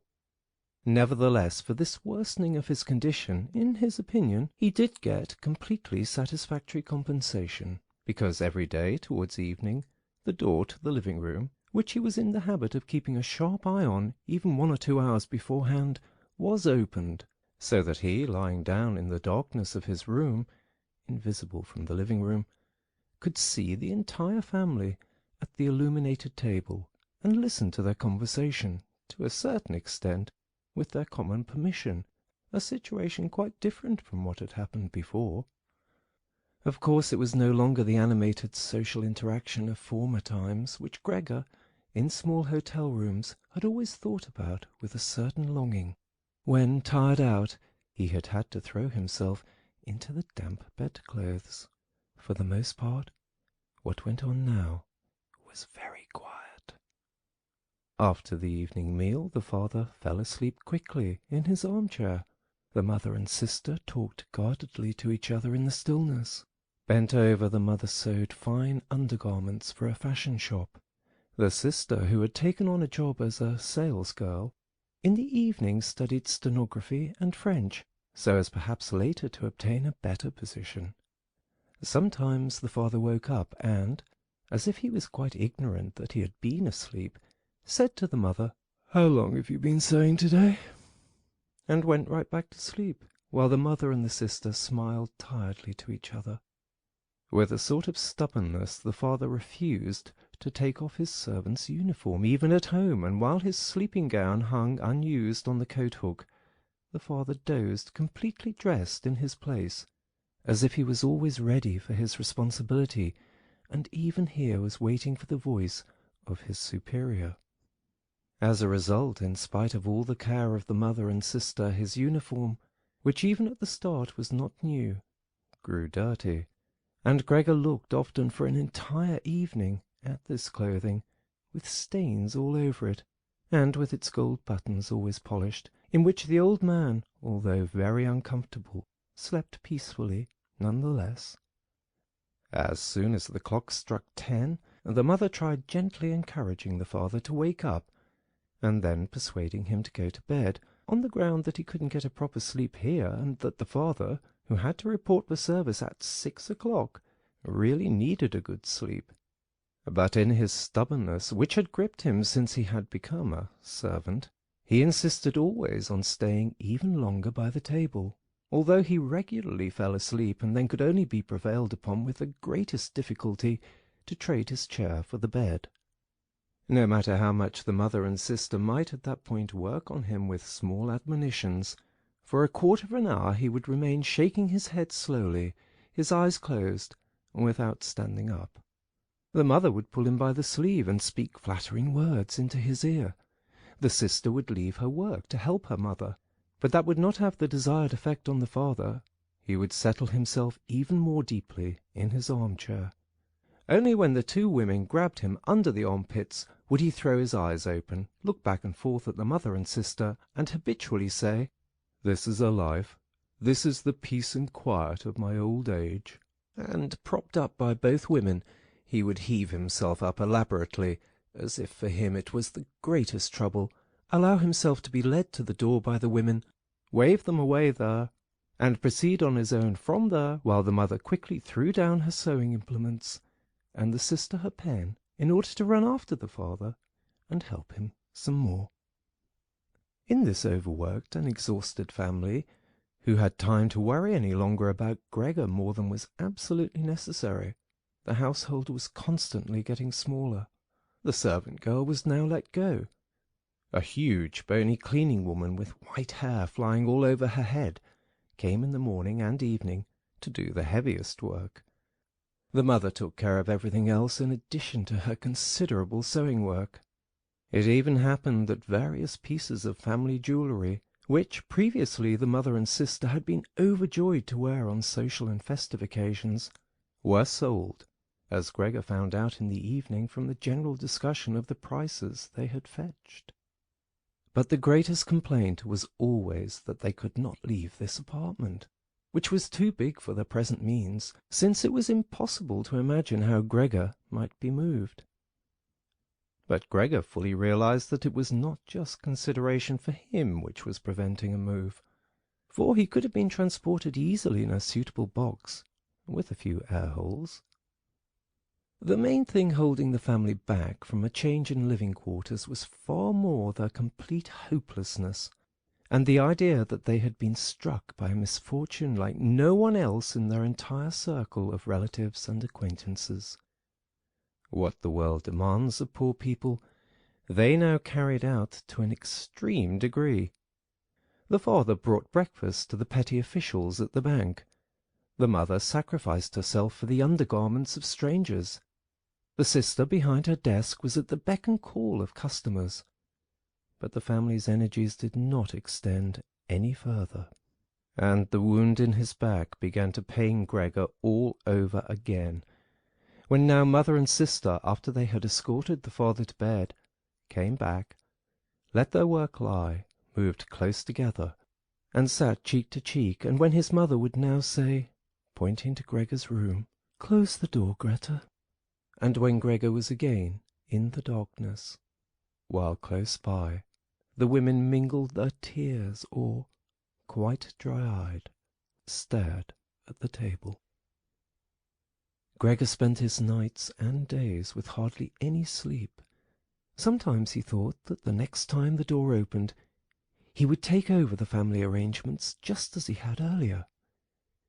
In his imagination appeared again, after a long time, his employer and supervisor and the apprentices, the excessively spineless custodian, 2 or 3 friends from other businesses, a chambermaid from a hotel in the provinces, a loving fleeting memory, a female cashier from a hat shop whom he had seriously but too slowly courted.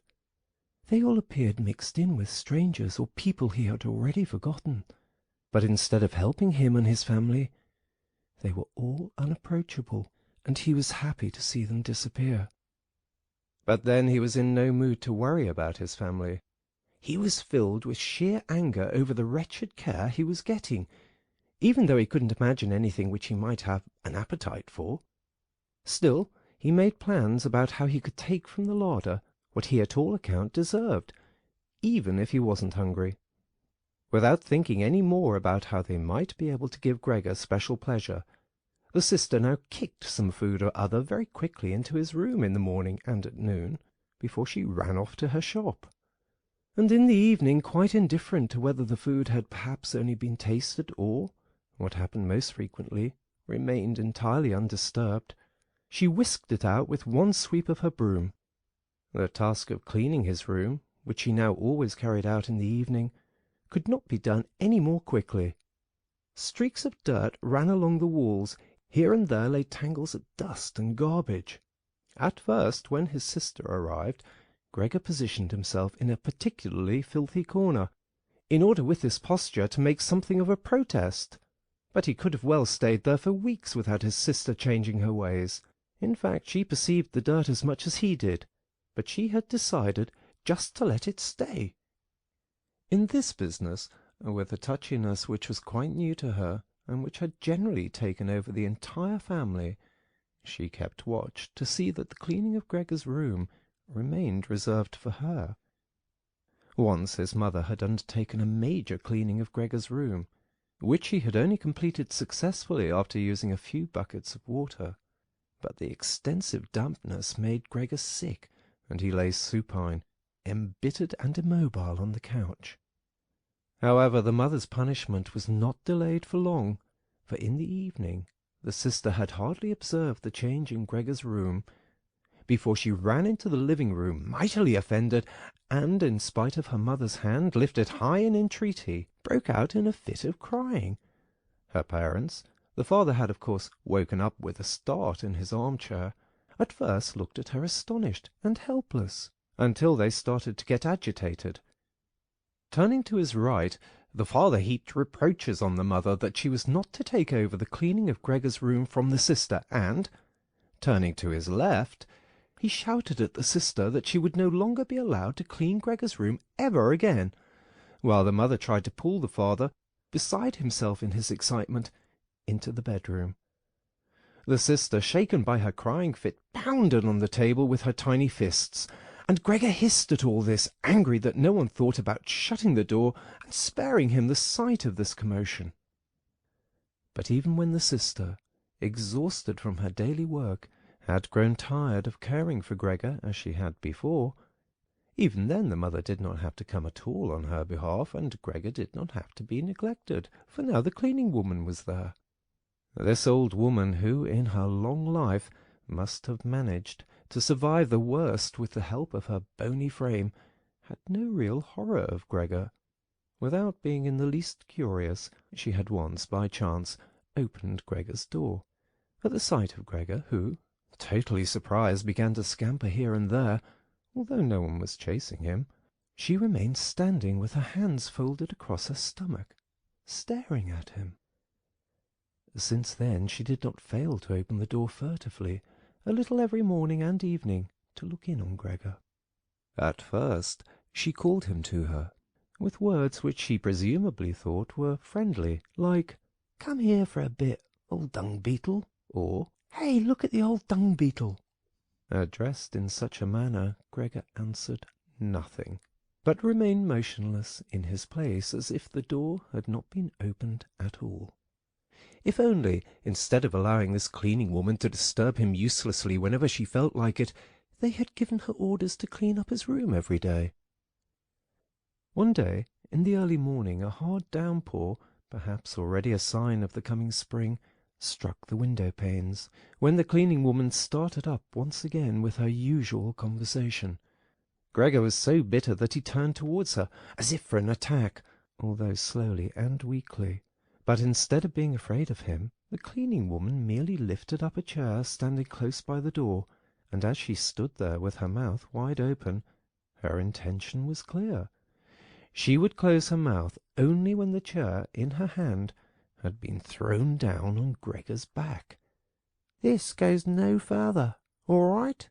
she asked, as Gregor turned himself around again, and she placed the chair calmly back in the corner. Gregor ate hardly anything any more.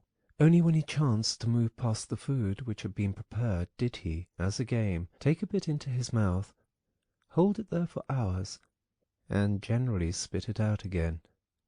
At first he thought it might be his sadness over the condition of his room which kept him from eating, but he very soon became reconciled to the alterations in his room. People had grown accustomed to put into storage in his room things which they couldn't put anywhere else, and at this point there were many such things, now that they had rented one room of the apartment to 3 lodgers. These solemn gentlemen, all 3 had full beards, as Gregor once found out through a crack in the door, were meticulously intent on tidiness, not only in their own room, but, since they now rented a room here, in the entire household, and particularly in the kitchen. They simply did not tolerate any useless or shoddy stuff. Moreover, for the most part they had brought with them their own pieces of furniture. Thus, many items had become superfluous, and these were not really things one could sell or things people wanted to throw out. All these items ended up in Gregor's room, even the box of ashes and the garbage pail from the kitchen. The cleaning woman, always in a hurry, simply flung anything that was momentarily useless into Gregor's room. Fortunately, Gregor generally saw only the relevant object and the hand which held it. The cleaning woman, perhaps, was intending, when time and opportunity allowed, to take the stuff out again, or to throw everything out all at once. But in fact the things remained lying there, wherever they had ended up, at the first throw, unless Gregor squirmed his way through the accumulation of junk and moved it.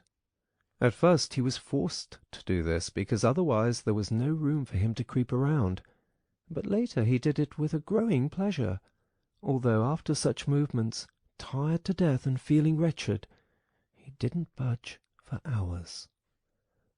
Because the lodgers sometimes also took their evening meal at home in the common living-room, the door to the living-room stayed shut on many evenings. But Gregor had no trouble at all going without the open door. Already on many evenings when it was open, he had not availed himself of it, but, without the family noticing, was stretched out in the darkest corner of his room. However, once the cleaning woman had left the door to the living-room slightly ajar, and it remained open even when the lodgers came in the evening, and the lights were put on. They sat down at the head of the table, where in earlier days the mother, the father, and Gregor had eaten, unfolded their serviettes, and picked up their knives and forks. The mother immediately appeared in the door with a dish of meat, and right behind her the sister with a dish piled high with potatoes. The food gave off a lot of steam. The gentlemen lodgers bent over the plate set before them, as if they wanted to check it before eating, and in fact the one who sat in the middle, for the other 2 he seemed to serve as the authority, cut off a piece of meat still on the plate, obviously to establish whether it was sufficiently tender and whether or not something should be shipped back to the kitchen. He was satisfied, and mother and sister, who looked on in suspense, began to breathe easily and to smile. The family itself ate in the kitchen.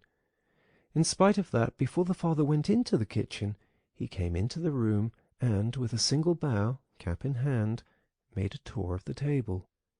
The lodgers rose up collectively and murmured something in their beards.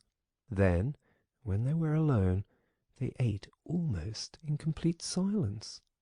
It seemed odd to Gregor that, out of all the many different sorts of sounds of eating, what was always audible was their chewing teeth, as if by that Gregor should be shown that people needed their teeth to eat, and that nothing could be done even with the most handsome toothless jawbone.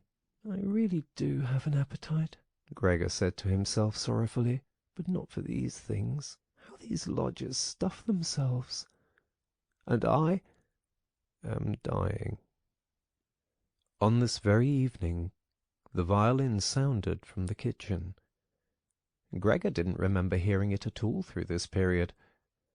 The lodgers had already ended their night meal. The middle one had pulled out a newspaper and had given each of the other two a page, and they were now leaning back, reading and smoking. When the violin started playing, they became attentive, got up, and went on tiptoe to the hall door, at which they remained standing, pressed up against one another.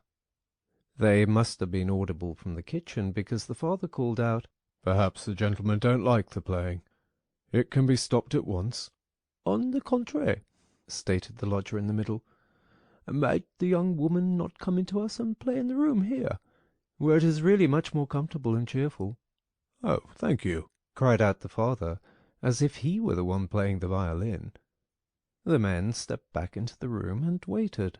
Soon the father came with the music-stand, the mother with the sheet music, and the sister with the violin.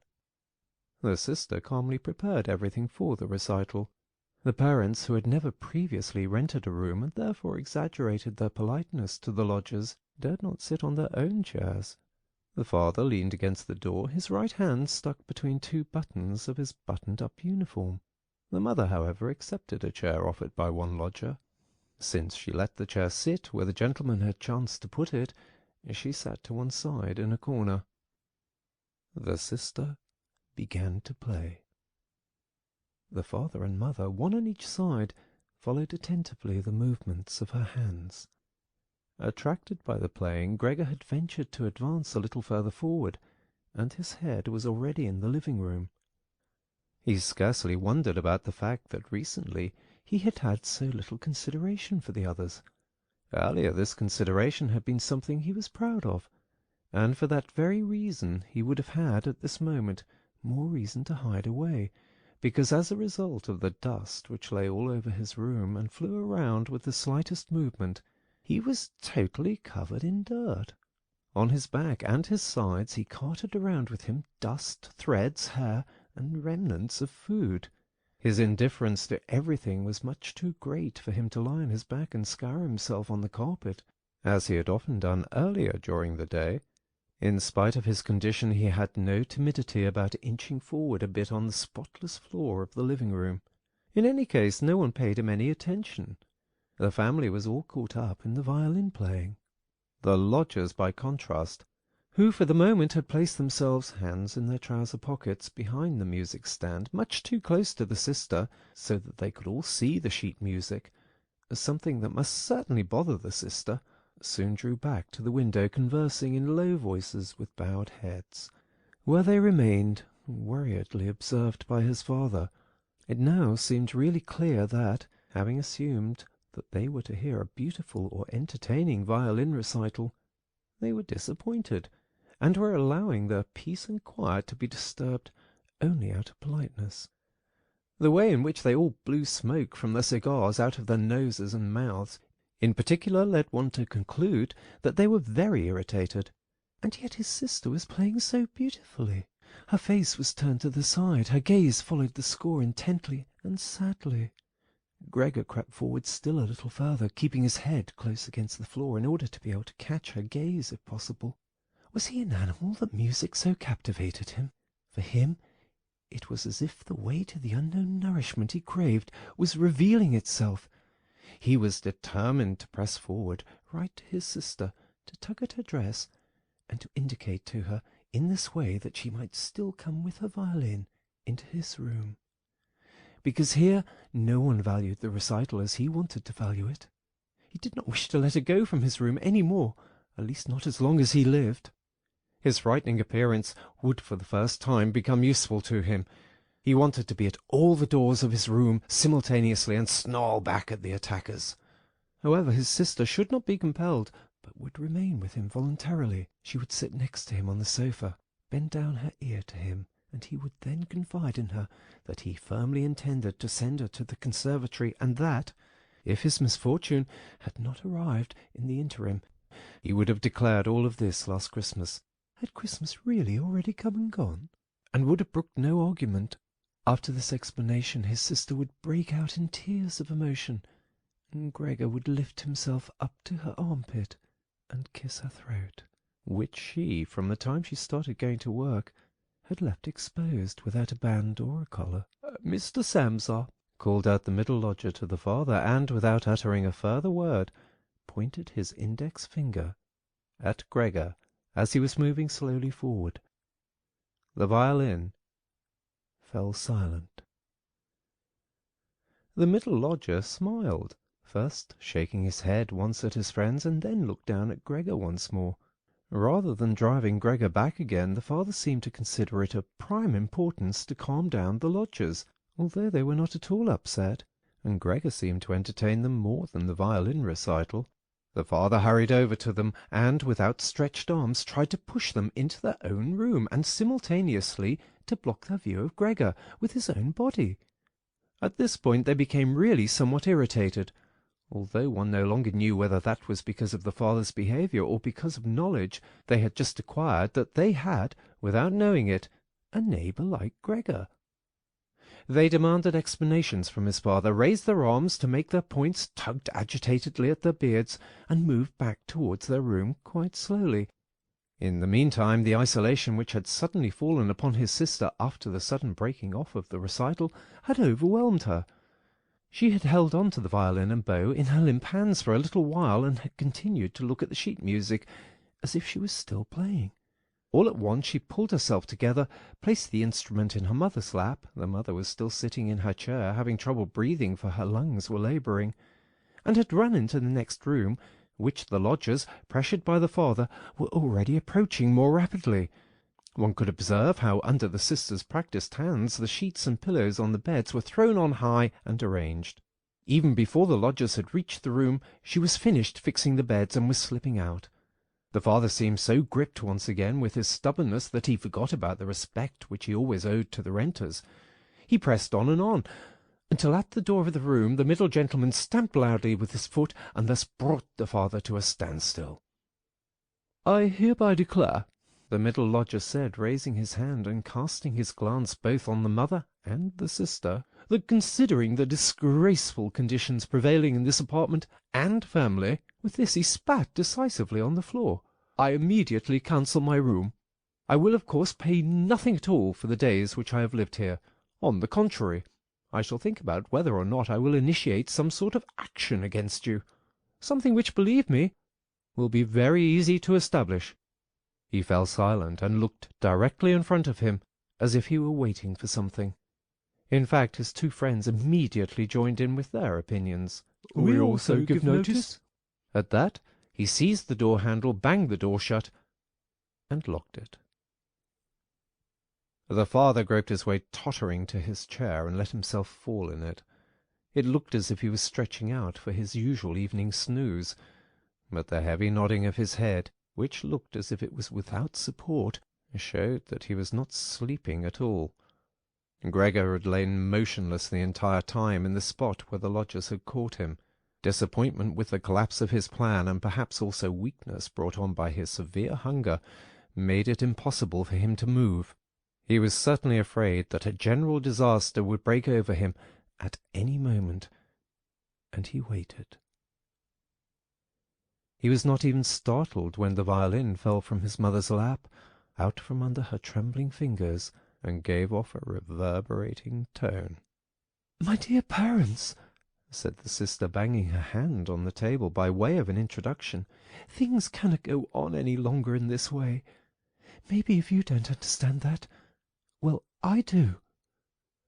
I will not utter my brother's name in front of this monster, and thus I say only that we must try to get rid of it. We have tried what is humanly possible to take care of it, and to be patient. I believe that no one can criticize us in the slightest." "She is right in 1,000 ways," said the father to himself. The mother, who was still incapable of breathing properly, began to cough numbly with her hand held over her mouth, and a manic expression in her eyes.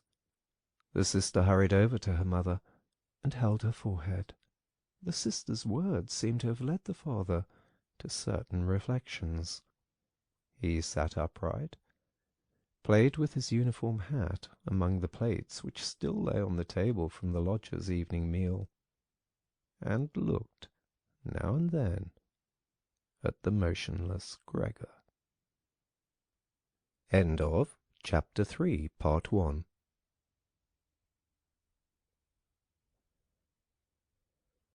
Chapter 3, Part 2. "We must try to get rid of it," the sister now said decisively to the father, for the mother, in her coughing fit, was not listening to anything. "It is killing you both. I see it coming. When people have to work as hard as we all do, they cannot also tolerate this endless torment at home. I just can't go on any more." And she broke out into such a crying fit that her tears flowed out down onto her mother's face. She wiped them off her mother with mechanical motions of her hands. "Child," said the father sympathetically and with obvious appreciation, "then what should we do?" The sister only shrugged her shoulders as a sign of the perplexity which, in contrast to her previous confidence, had come over her while she was crying. "If only he understood us," said the father in a semi-questioning tone. The sister, in the midst of her sobbing, shook her hand energetically as a sign that there was no point thinking of that. "If he only understood us," repeated the father, and by shutting his eyes he absorbed the sister's conviction of the impossibility of this point. "Then perhaps some compromise would be possible with him, but as it is—" "It must be gotten rid of," cried the sister. "That is the only way, father. You must try to get rid of the idea that this is Gregor. The fact that we have believed for so long, that is truly our real misfortune. If it were Gregor, he would have long ago realized that a communal life among human beings is not possible with such an animal, and would have gone away voluntarily. Then we would not have a brother, but we could go on living and honor his memory. But this animal plagues us. It drives away the lodgers, will obviously take over the entire apartment, and leave us to spend the night in the alley. Just look, father," she suddenly cried out, "he's already starting up again." With a fright which was totally incomprehensible to Gregor, the sister even left the mother, pushed herself away from her chair, as if she would sooner sacrifice her mother than remain in Gregor's vicinity, and rushed behind her father, who, excited merely by her behaviour, also stood up and half raised his arms in front of the sister, as though to protect her. But Gregor did not have any notion of wishing to create problems for anyone, and certainly not for his sister.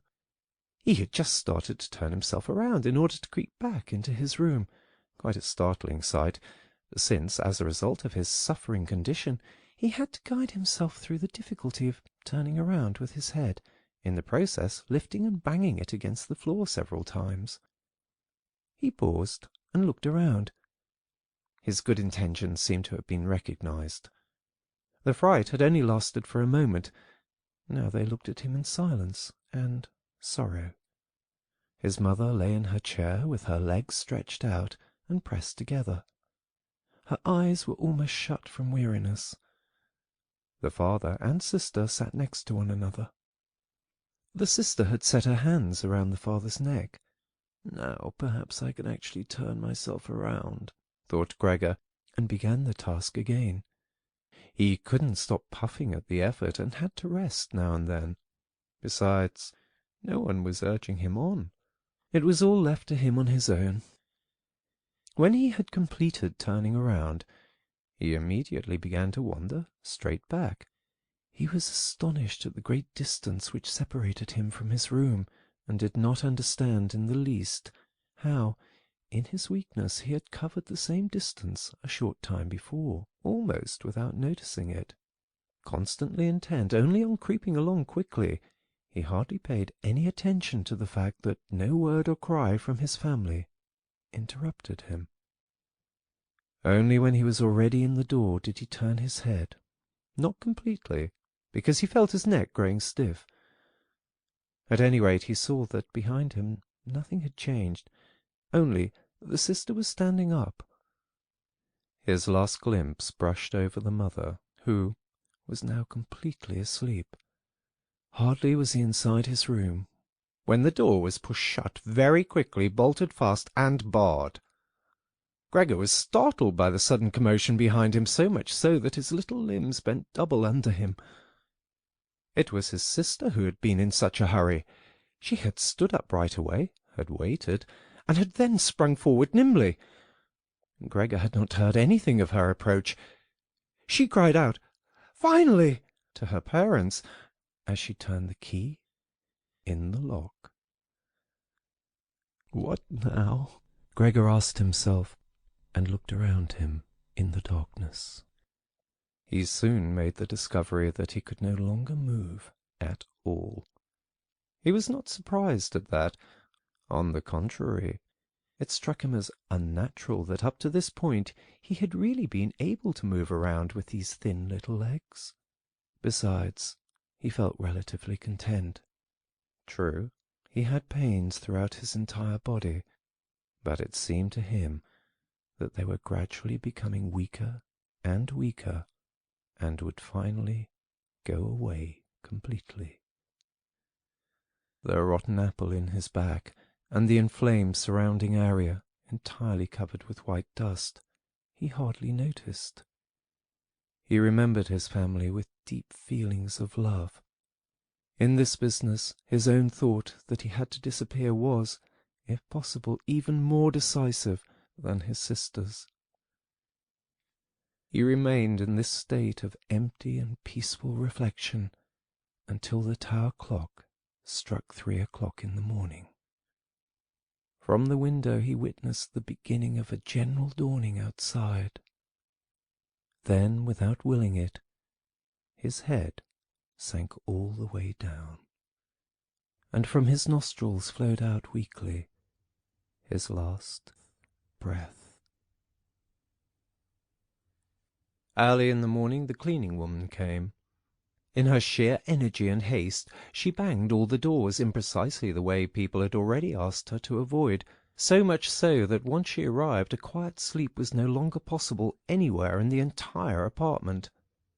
In her customarily brief visit to Gregor, she at first found nothing special. She thought he lay so immobile there because he wanted to play the offended party. She gave him credit for as complete an understanding as possible. Since she happened to be holding the long broom in her hand, she tried to tickle Gregor with it from the door. When this was quite unsuccessful, she became irritated and poked Gregor a little, and only when she had shoved him from his place without any resistance did she become attentive. When she quickly realized the true state of affairs, her eyes grew large. She whistled to herself. However, she didn't restrain herself for long. She pulled open the door of the bedroom and yelled in a loud voice into the darkness, "Come and look! It's kicked the bucket! It's lying there, totally snuffed!" The Samsa married couple sat upright in their marriage bed and had to get over their fright at the cleaning woman before they managed to grasp her message. But then Mr. and Mrs. Samsa climbed very quickly out of bed, one on either side. Mr. Samsa threw the bedspread over his shoulders. Mrs. Samsa came out only in her nightshirt, and like this they stepped into Gregor's room. Meanwhile, the door of the living-room, in which Greta had slept since the lodgers had arrived on the scene, had also opened. She was fully clothed, as if she had not slept at all, Her white face also seemed to indicate that. "Dead?" said Mrs. Samsa, and looked questioningly at the cleaning woman, although she could check everything on her own and even understand without a check. "I should say so," said the cleaning woman, and, by way of proof, poked Gregor's body with the broom a considerable distance more to the side. Mrs. Samsa made a movement as if she wished to restrain the broom, but didn't do so. "Well," said Mr. Samsa, "now we can give thanks to God." He crossed himself, and the three women followed his example. Greta, who did not take her eyes off the corpse, said, "Look how thin he was. He had eaten nothing for such a long time. The meals which came in here came out again, exactly the same." In fact, Gregor's body was completely flat and dry. That was apparent really for the first time, now that he was no longer raised on his small limbs, and nothing else distracted one's gaze. "Greta, come into us for a moment," said Mrs. Samsa with a melancholy smile, and Greta went, not without looking back at the corpse, behind her parents, into the bedroom. The cleaning woman shut the door and opened the window wide. In spite of the early morning, the fresh air was partly tinged with warmth. It was already the end of March. The three lodgers stepped out of their room and looked around for their breakfast, astonished that they had been forgotten. "Where is the breakfast?" asked the middle one of the gentlemen grumpily to the cleaning woman. However, she laid a finger to her lips and then quickly and silently indicated to the lodgers that they could come into Gregor's room. So they came and stood in the room, which was already quite bright, around Gregor's corpse, their hands in the pockets of their somewhat worn jackets. Then the door of the bedroom opened, and Mr. Samsa appeared in his uniform, with his wife on one arm and his daughter on the other. All were a little tear-stained. Now and then Greta pressed her face onto her father's arm. "Get out of my apartment immediately," said Mr. Samsa, and pulled open the door without letting go of the women. "What do you mean?" said the middle lodger, somewhat dismayed, and with a sugary smile. The two others kept their hands behind them, and constantly rubbed them against each other, as if in joyful anticipation of a great squabble which must end in their favour. "I mean exactly what I say," replied Mr. Samsa, and went directly with his two female companions up to the lodger. The latter at first stood there motionless and looked at the floor, as if matters were arranging themselves in a new way in his head. "All right, we'll go," he said, and looked up at Mr. Samsa, as if, suddenly overcome by humility, he was asking fresh permission for this decision. Mr. Samsa merely nodded to him repeatedly, with his eyes open wide. Following that, the lodger actually went with long strides immediately out into the hall. His two friends had already been listening for a while with their hands quite still, and now they hopped smartly after him, as if afraid that Mr. Samsa could step into the hall ahead of them and disturb their reunion with their leader. In the hall, all three of them took their hats from the coat-rack, pulled their canes from the cane-holder, bowed silently, and left the apartment. In what turned out to be an entirely groundless mistrust, Mr. Samsa stepped with the two women out onto the landing, leaned against the railing, and looked over as the three lodgers slowly but steadily made their way down the long staircase, disappeared on each floor in a certain turn of the stairwell, and in a few seconds came out again. The deeper they proceeded, the more the Samsa family lost interest in them, and when a butcher with a tray on his head came to meet them, and then, with a proud bearing, ascended the stairs high above them, Mr. Samsa, together with the women, left the banister, and they all returned, as if relieved, back into their apartment. They decided to pass that day resting and going for a stroll. Not only had they earned this break from work, but there was no question that they really needed it. And so they sat down at the table and wrote 3 letters of apology, Mr. Samsa to his supervisor, Mrs. Samsa to her client, and Greta to her proprietor. During the writing, the cleaning woman came in to say that she was going off, for her morning work was finished. The 3 people writing at first merely nodded, without glancing up. Only when the cleaning woman was still unwilling to depart, Did they look up angrily? "Well?" asked Mr. Samsa.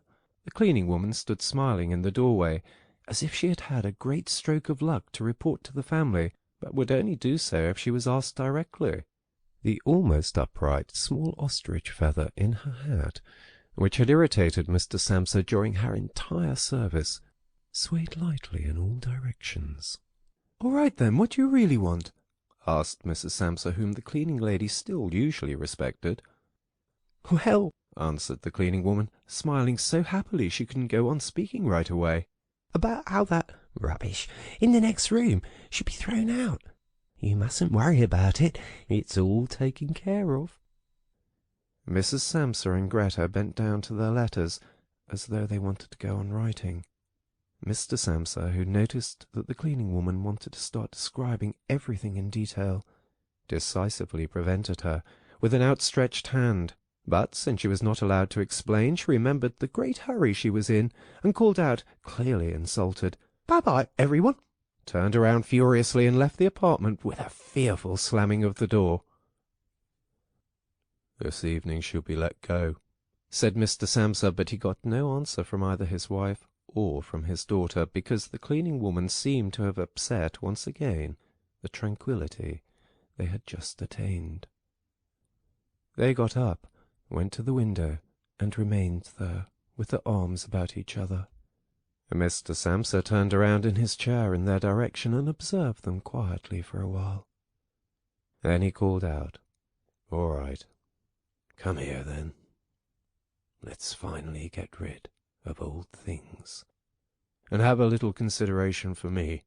The women attended to him at once. They rushed to him, caressed him, and quickly ended their letters. Then all three left the apartment together, something they had not done for months now, and took the electric tram into the open air outside the city. The car, in which they were sitting by themselves, was totally engulfed by the warm sun.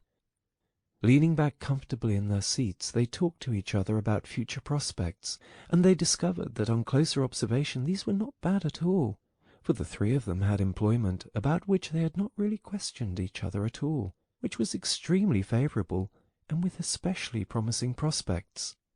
The greatest improvement in their situation at this moment, of course, had to come from a change of dwelling. Now they wanted to rent an apartment, smaller and cheaper, but better suited, and generally more practical than the present one, which Gregor had found.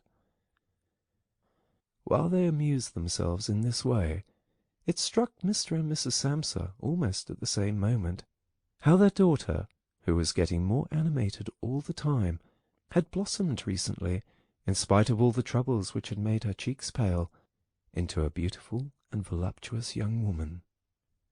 Growing more silent, and almost unconsciously understanding each other in their glances, they thought that the time was now at hand to seek out a good, honest man for her. And it was something of a confirmation of their new dreams and good intentions when, at the end of their journey, their daughter got up first and stretched her young body. End of the Metamorphosis